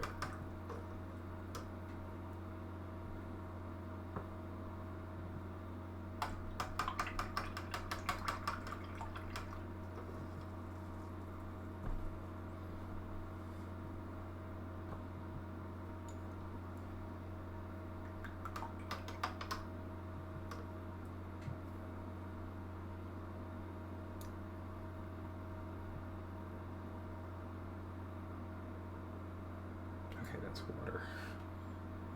I thought I had gotten a big glob of ink on my brush, on the handle of my brush. Would not have been good.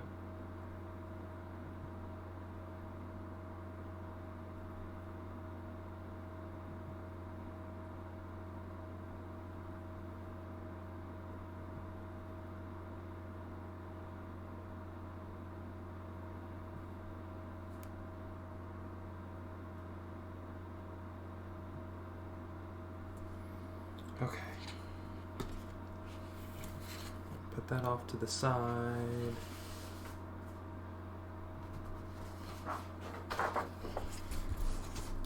Turn this around, and we're going to get into this image here.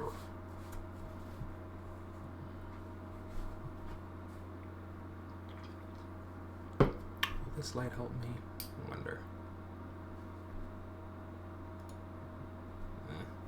No, not really. Okay.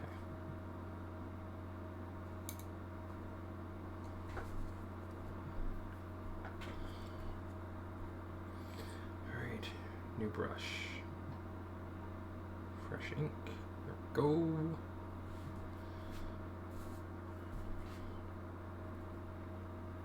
So this is now page 22.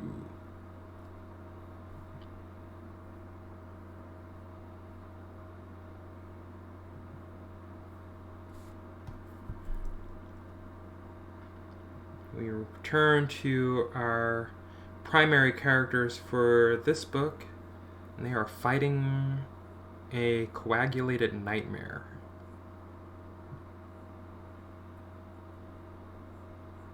I'm calling it a coagulated nightmare. That's just the name I'm giving it right now. It's not an official name. It's just a nightmare in a giant blob form. Like a coagulate.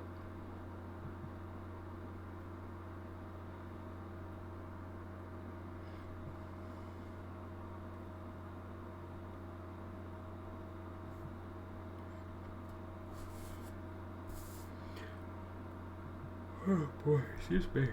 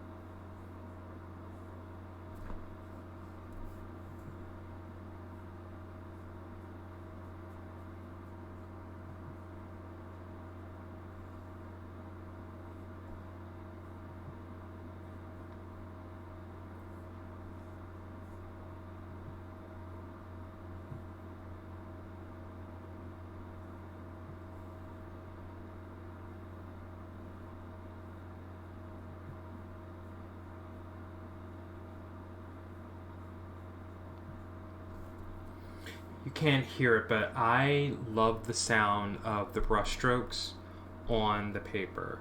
It's very, very soothing.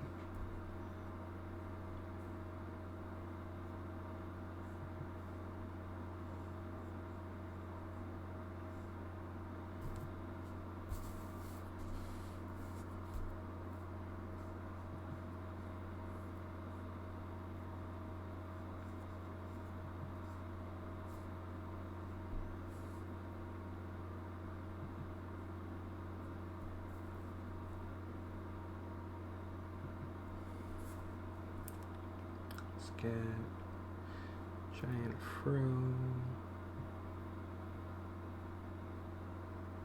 Right up in here.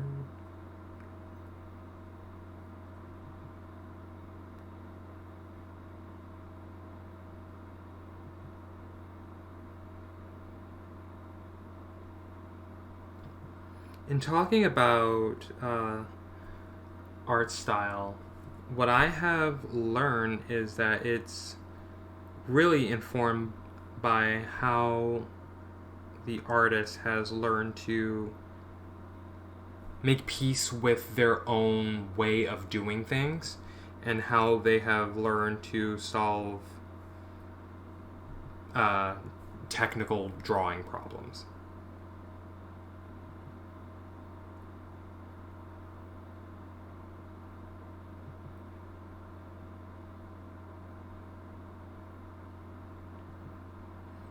And it's one of those things that really does come with practice.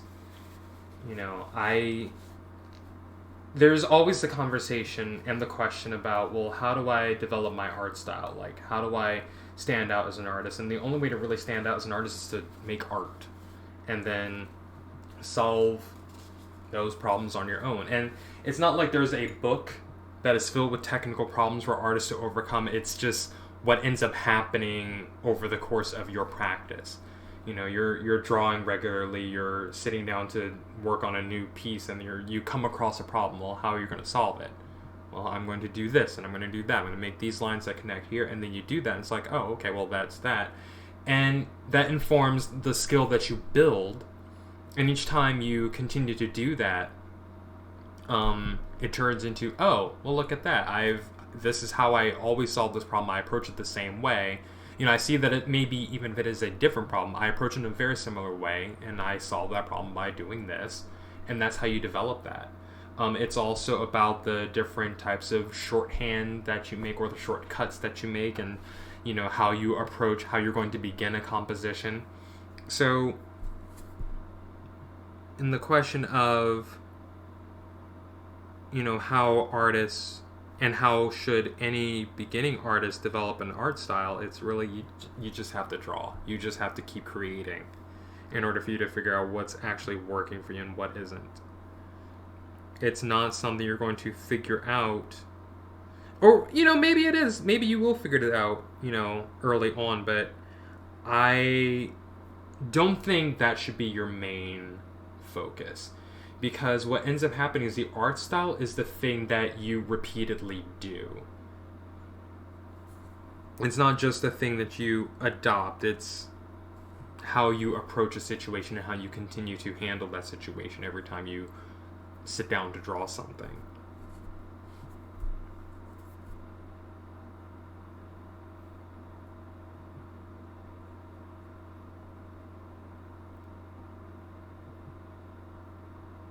And it's constantly changing, and it's always going to change. And that's the main reason, especially early on in your career. That's why I feel that no artist should really be worried about their art style until they've actually done some drawing. And have, you know, figured out how they approach challenges.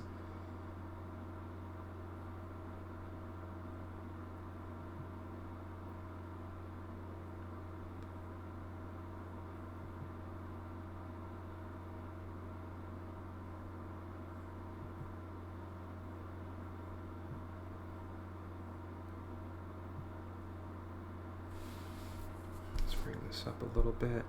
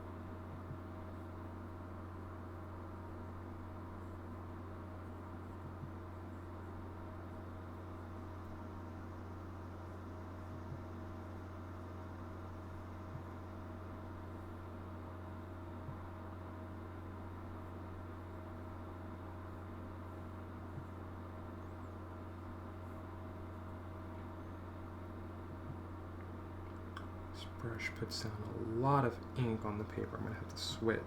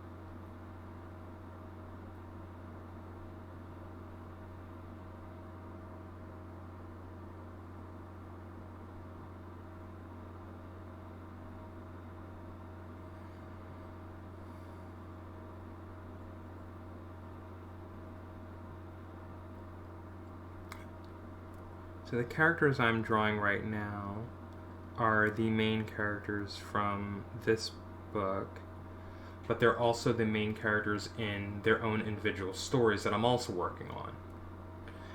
I am a very, very ambitious artist, so especially when it comes to storytelling. It's never just, you see this character once for this story and that's the last time you ever see them. I create for them entire histories and relationships, and I want to see them doing more than just existing that one time. I think I get that just because of how some writers often use their characters to tell someone else's story, and I'm like, but they have their own. Like, I want to know about this person here. Like, I want to know where this came from. Like, why are they the way they are? Who informed them? And then it just kind of keeps going, and then you end up finding all the history. And that's what fascinates me most about creating a world, is that I can go as deep as I want into the history of the world itself and all the characters and how they all came together. Like, this story here kind of started out in the same way. Was originally just about this guy right here. And then it turned into so much more than that when I added in these three, who were created to be a complement, but also important to his story.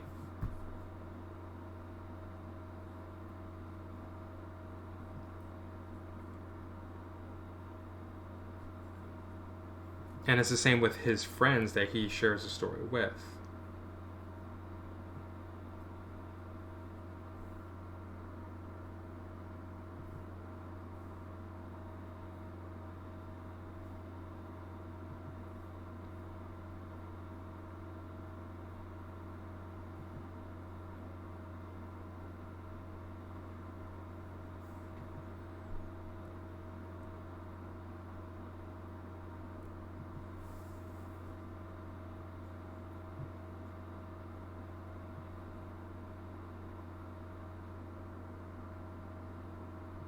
I need to switch brushes. There's been a lot of ink on this paper.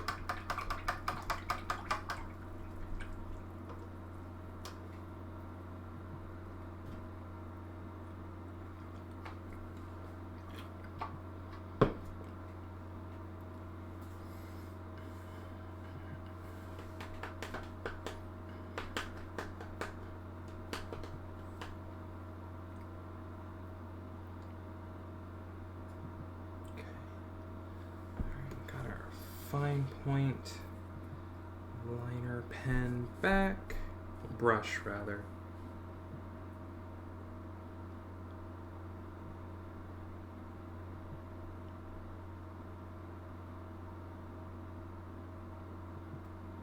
Really like this brush.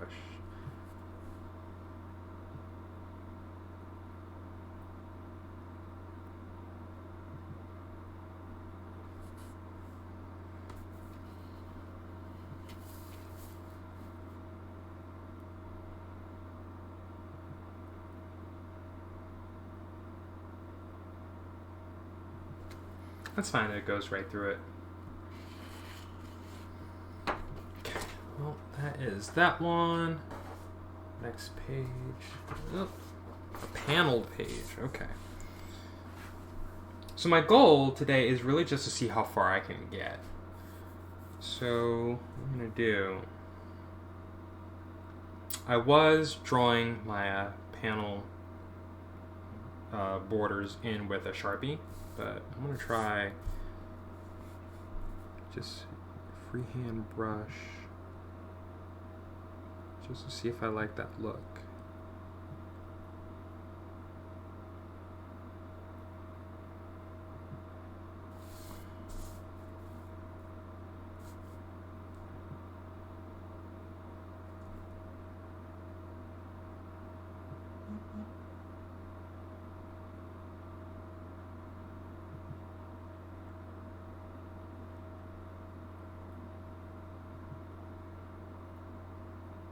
That was really difficult to do.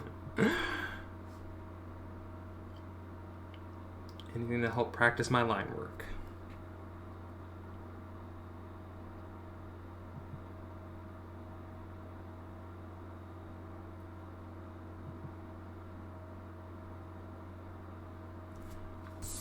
Go ahead and turn the paper this time.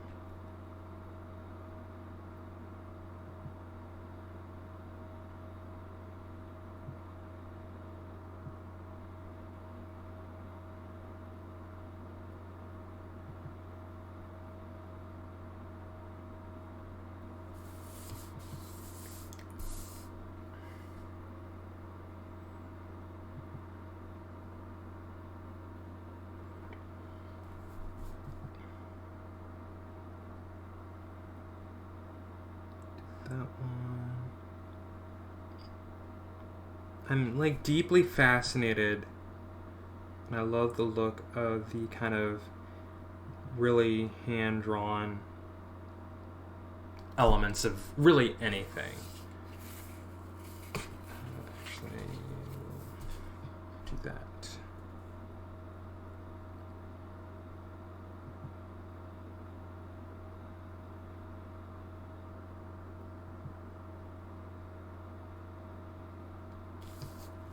Ah! Okay, that's at the edge. It's fine. It's fine. Well outside of the boundaries of what will be put into the actual page, so we're good.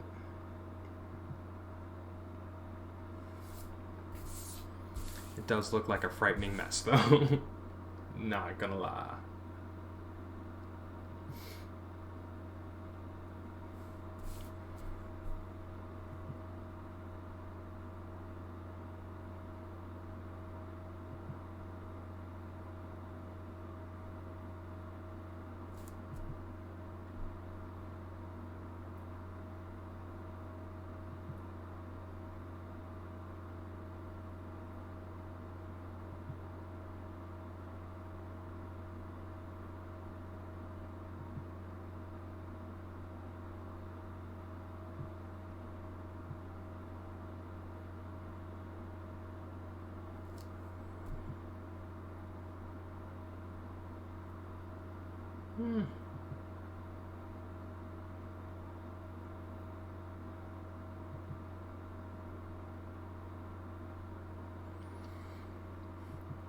Yeah, this first book is gonna be rough. It's gonna be rough.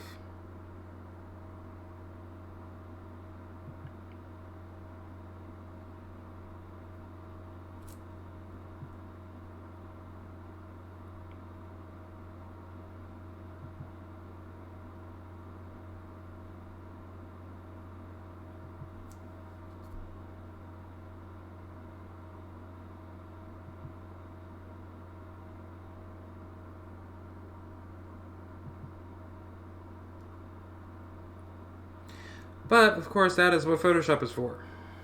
Clean up some of these rough areas.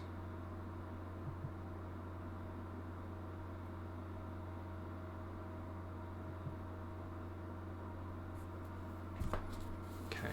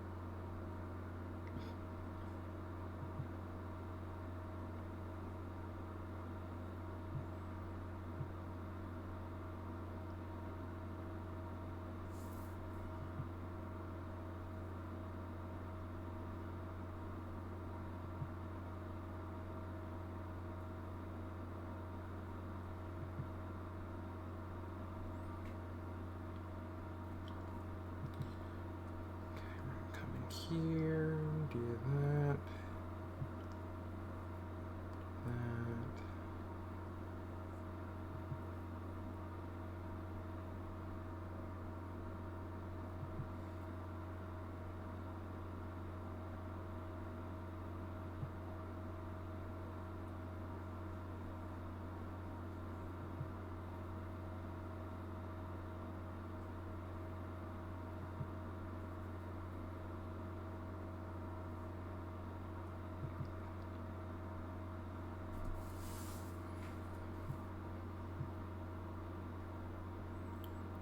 Do.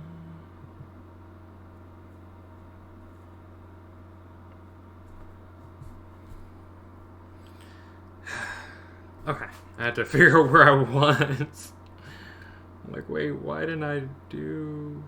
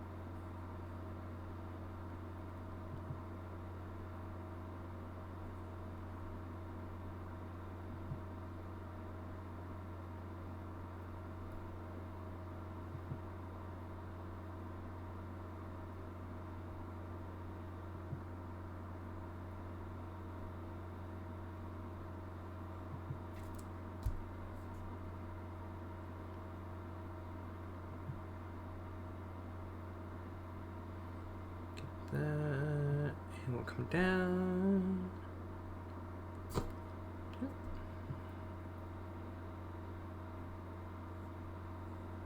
Okay. Now we get to add in her hair.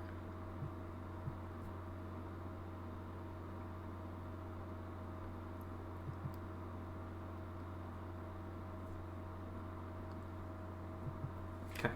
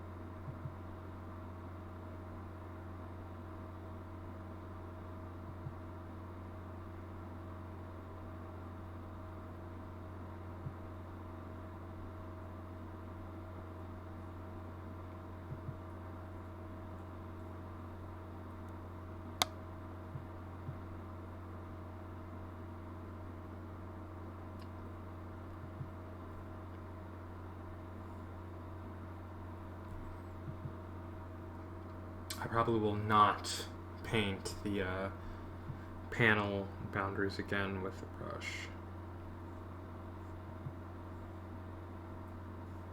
Not until I can actually build up the skill on how to do that without shaking my hand so much.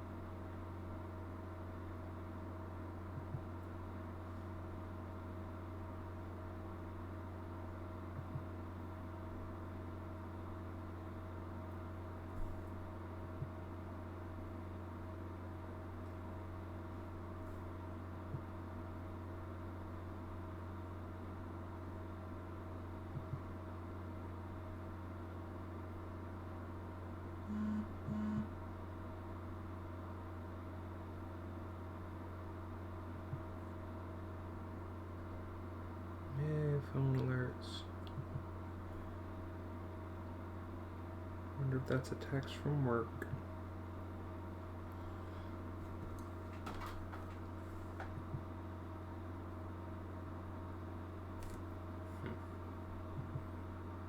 I don't know who that's from.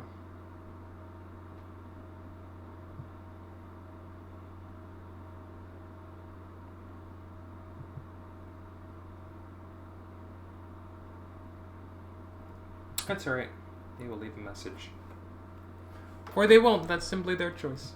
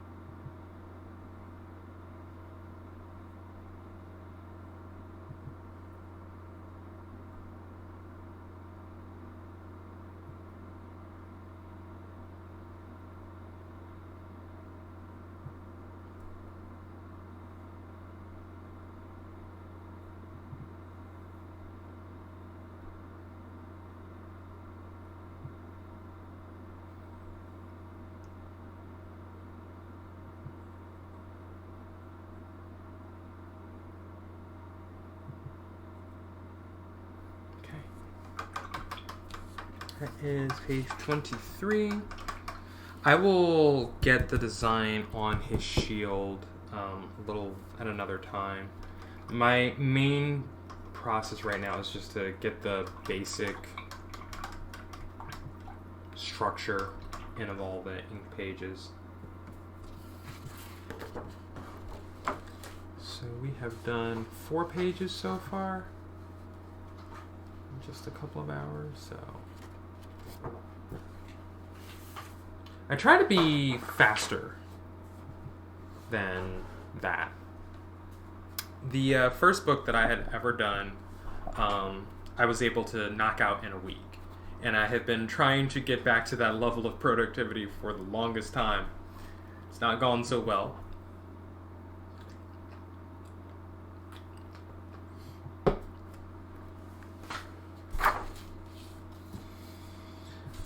But trying.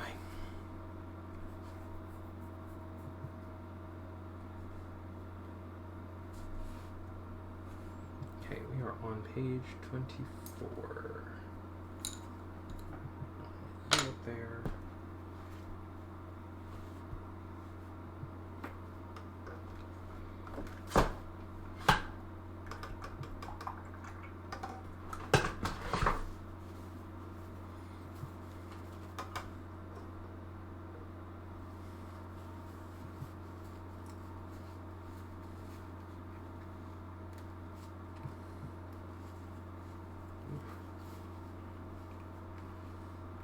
Brushes are caked with ink right now.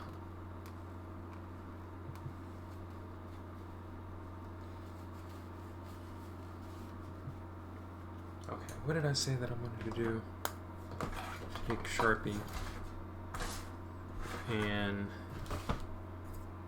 now I realize, of course, that the other thing that I could do, instead of trying to do this by hand, would be to pick up that.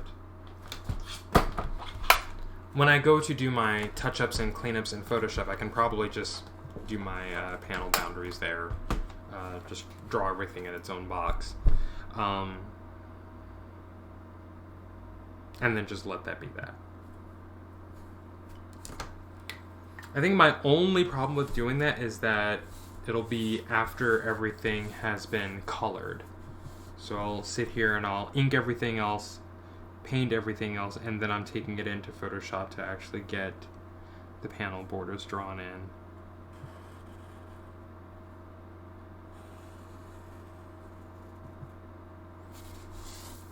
Which, yeah, I could do. I don't know that I want to, though. Don't you know that I want to?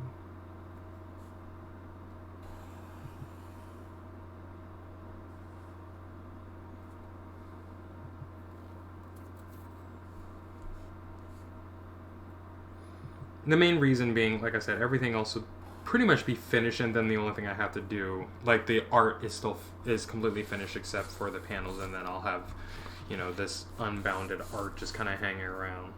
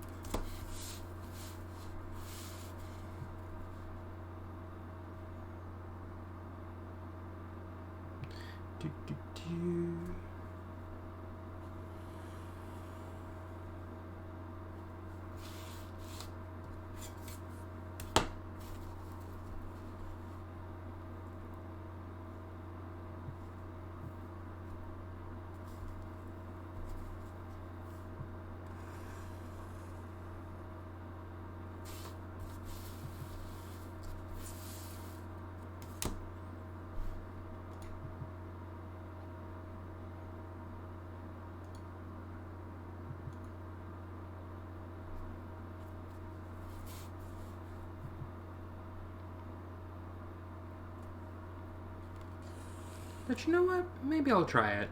At least once.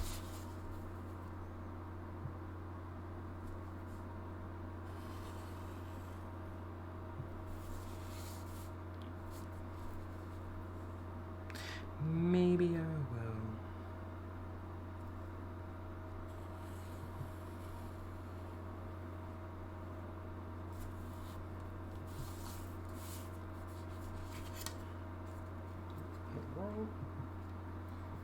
It's just like something sticking on my triangle here. I don't know what that is. Looked like a bug.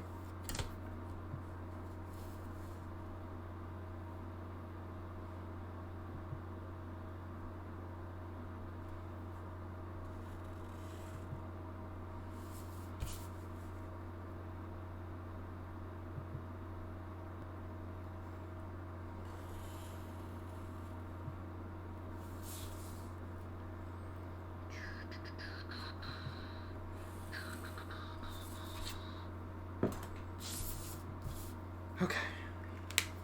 I've got maybe a couple more pages in me, so.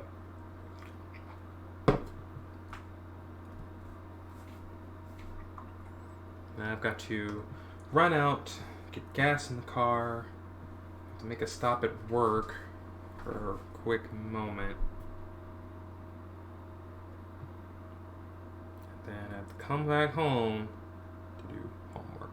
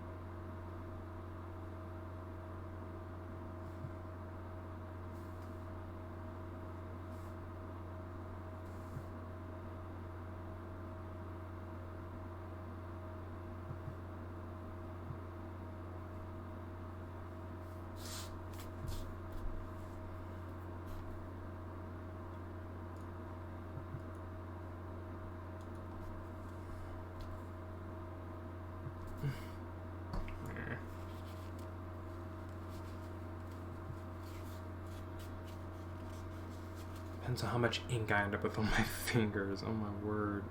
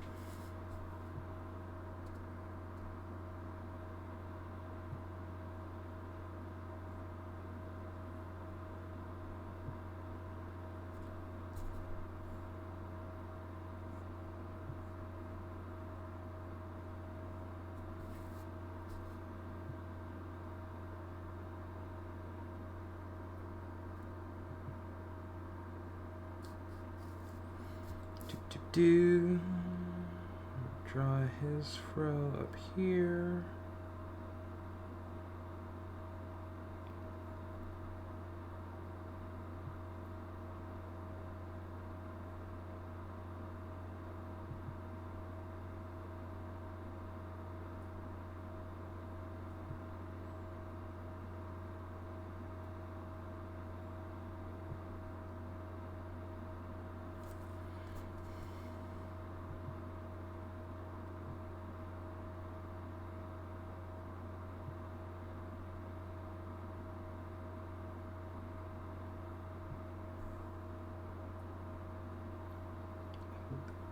Orb.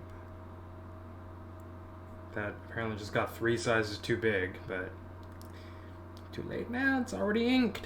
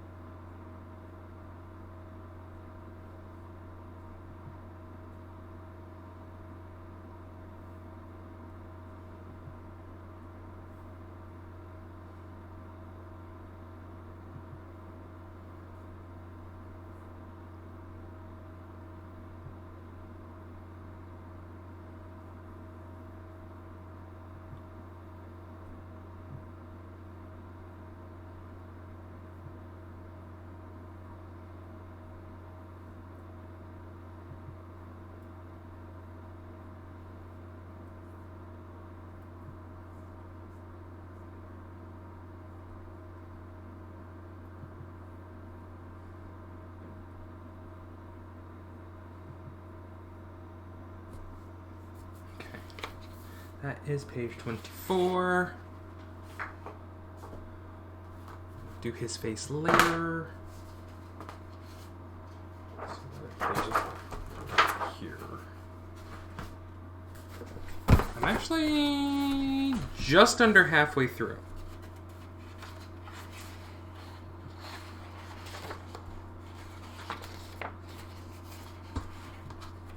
See if we can get through these pages.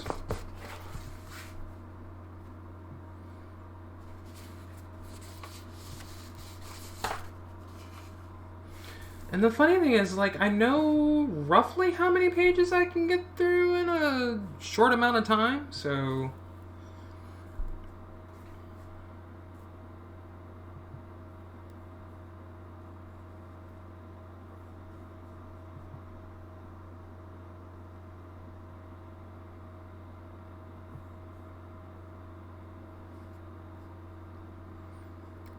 Especially given, like, how I draw.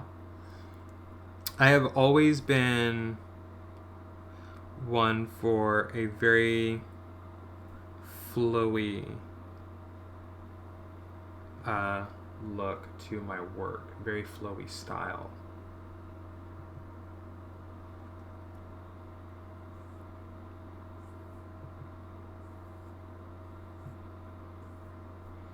I don't mind the brush being dry for that. It's just an effect.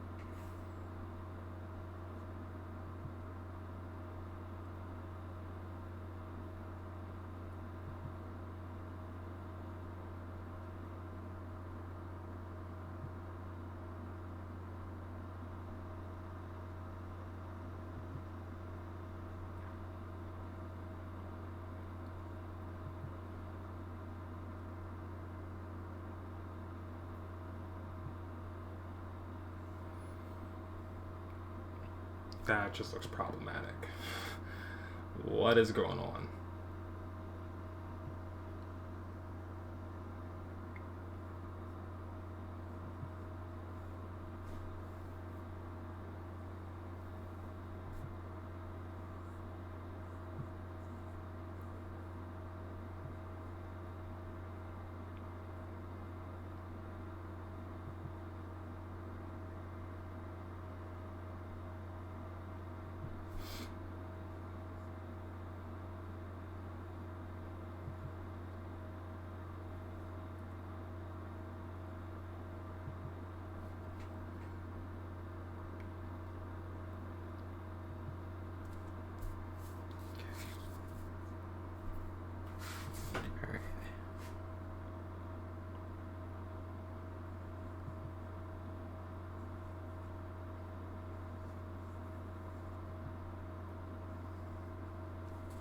Drawing all of our little effects.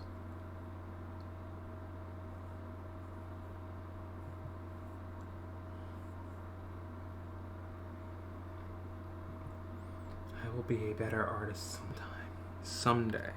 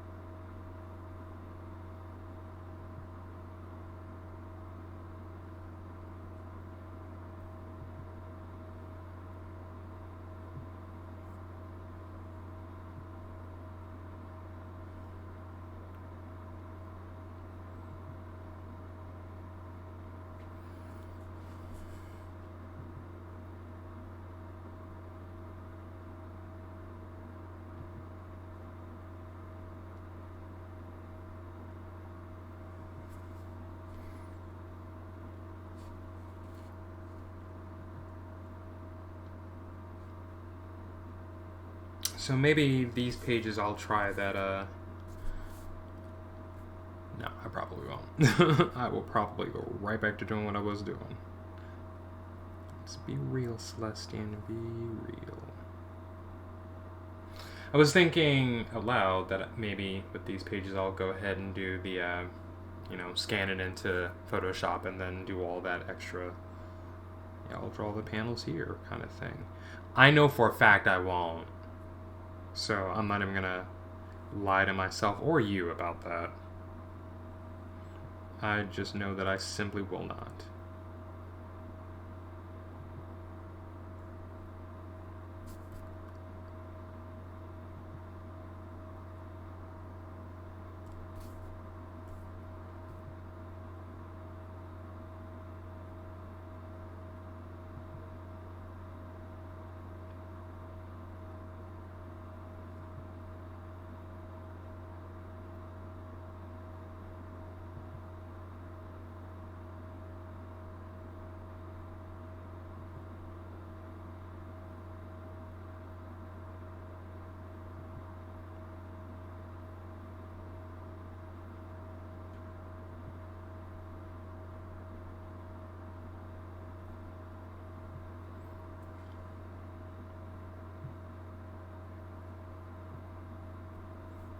So it means I will go back over this with either brushing in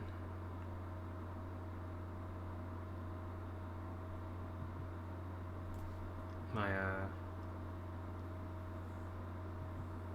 paint lines, or using my Sharpie, my panel lines, or using my Sharpie to do it.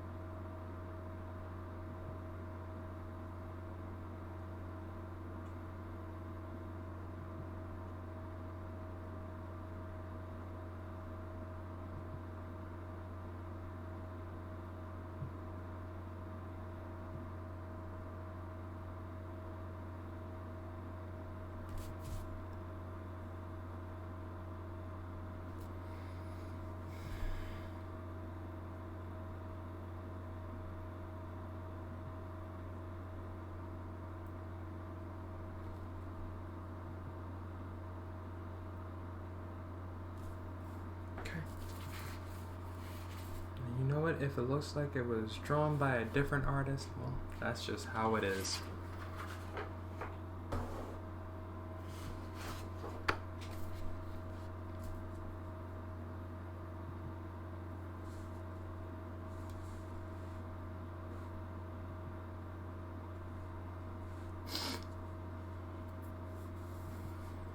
Alright, let's go get through this page. Start with you.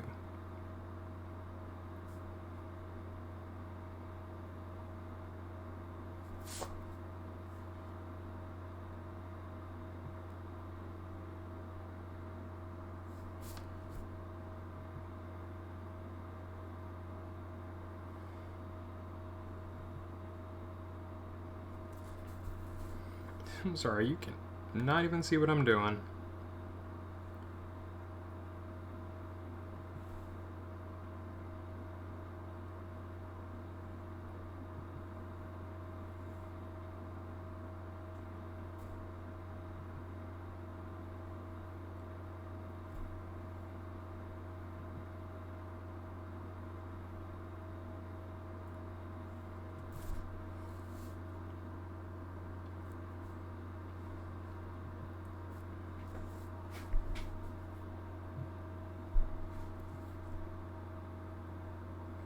sure that you can.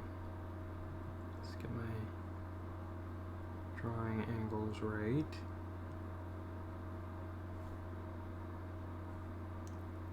So in this series, it's, you know, I'm really excited about every last one of the characters I have here that I'm working on. But the two women in this book are sisters. I'm very excited about where their story will take them. I have a fun bit of historical fiction with their story. I'm super excited about, you know, how that'll shape up.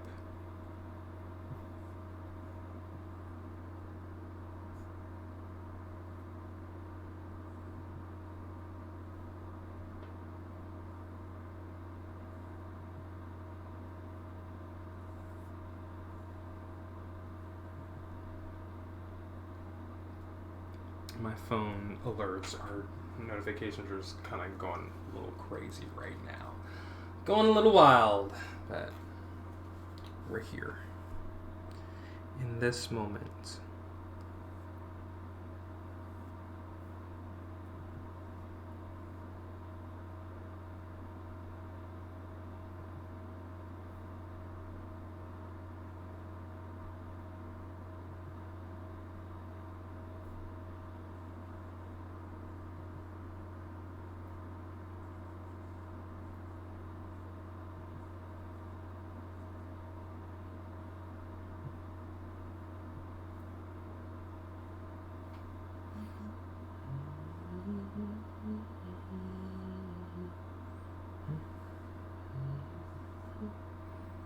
And this is a really challenging angle to draw anything. So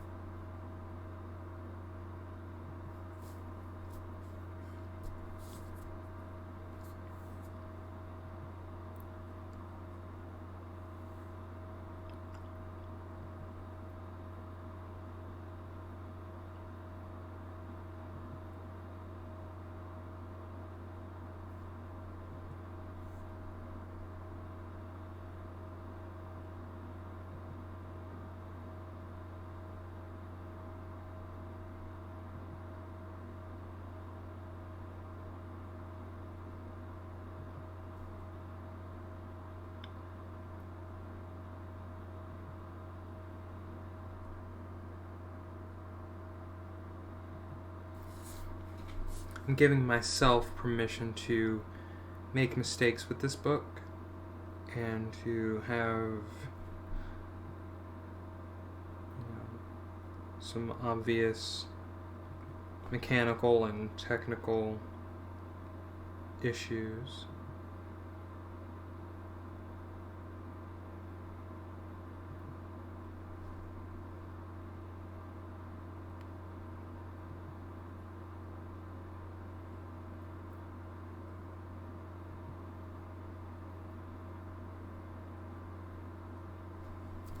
Only because that's how I'm going to, that's, you know, how I'm learning.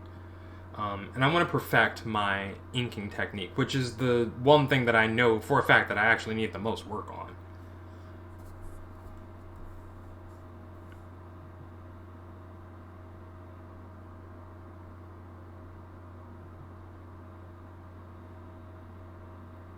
You know, keeping my work consistent.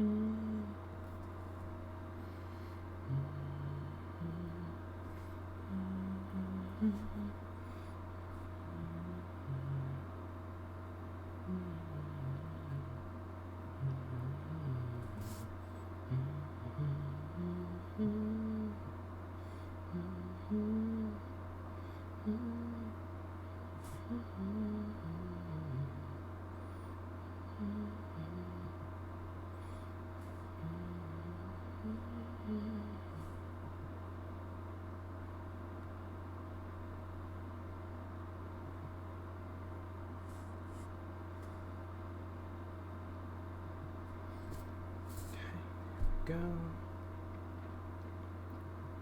Just that panel.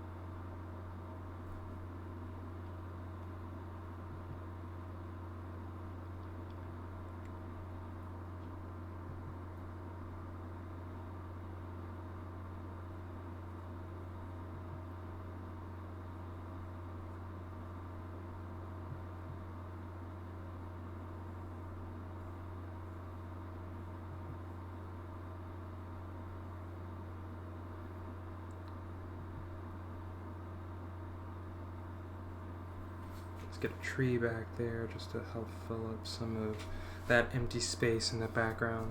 Might do something like that over in that panel too, but let's see if that's something I actually wanted to do. Alright, last page of the day coming up.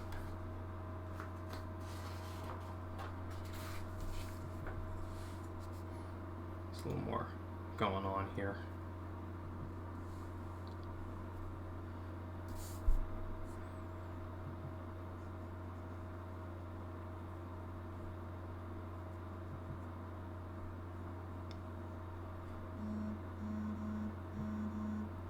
Oh my word. What is happening? No, you're not doing that. Wow. Phone notification just going on and someone decided to call. So, no. We are very busy.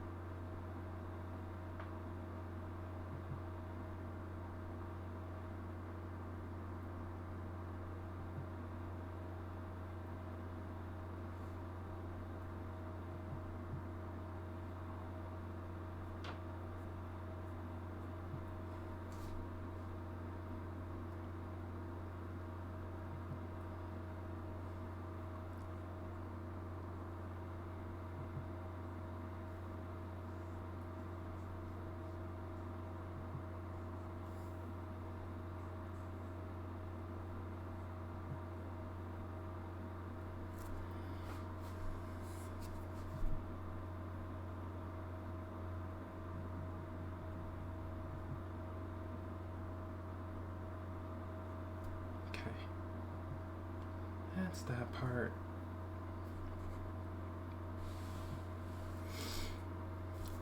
This next part.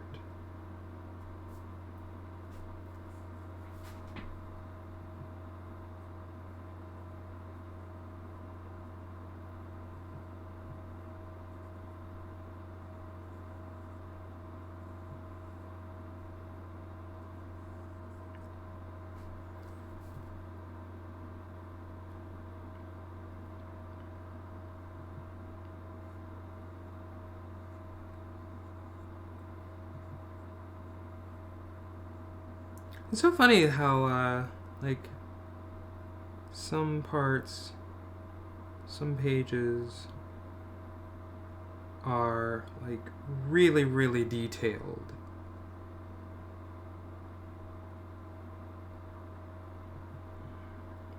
With my work.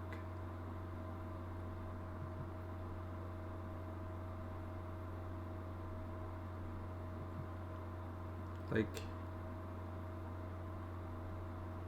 this page right here. I think that there are definitely some angles I'm really good at, some perspectives I'm really good at, and some subject matter that I'm really good at executing.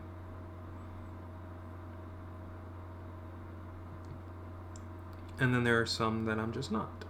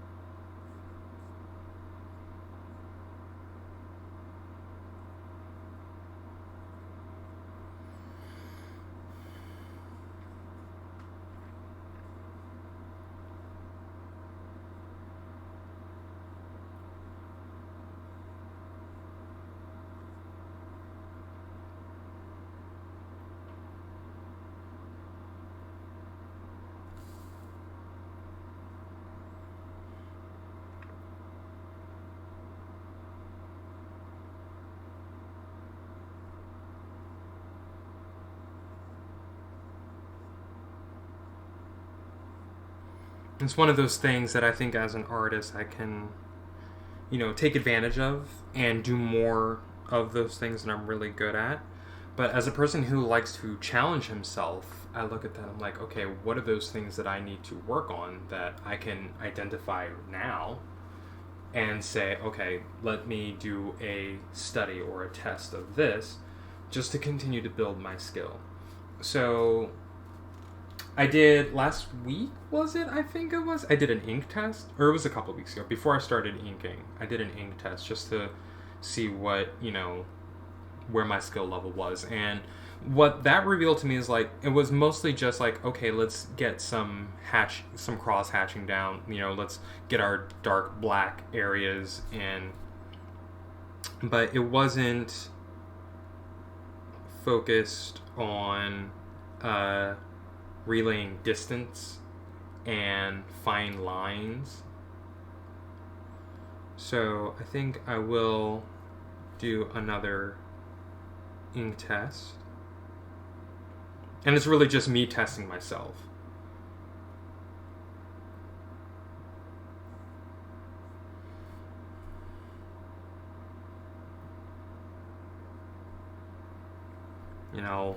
Draw an image and then say, okay, this is what I know needs to be included in it.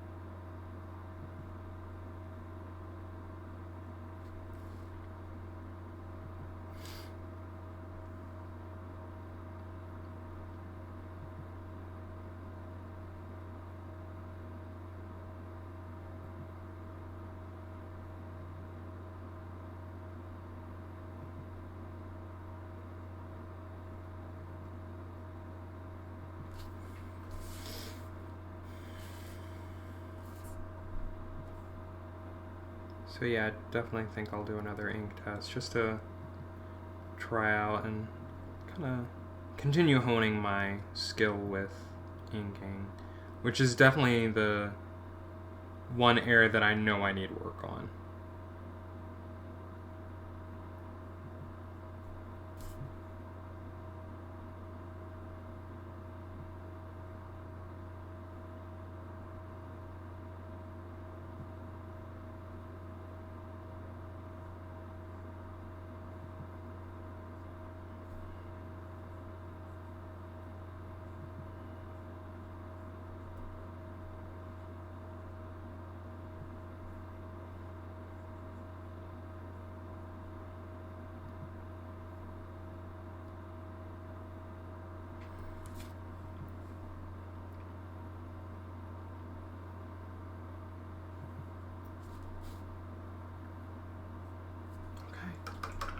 And that is page 27. That will be the last page of the day.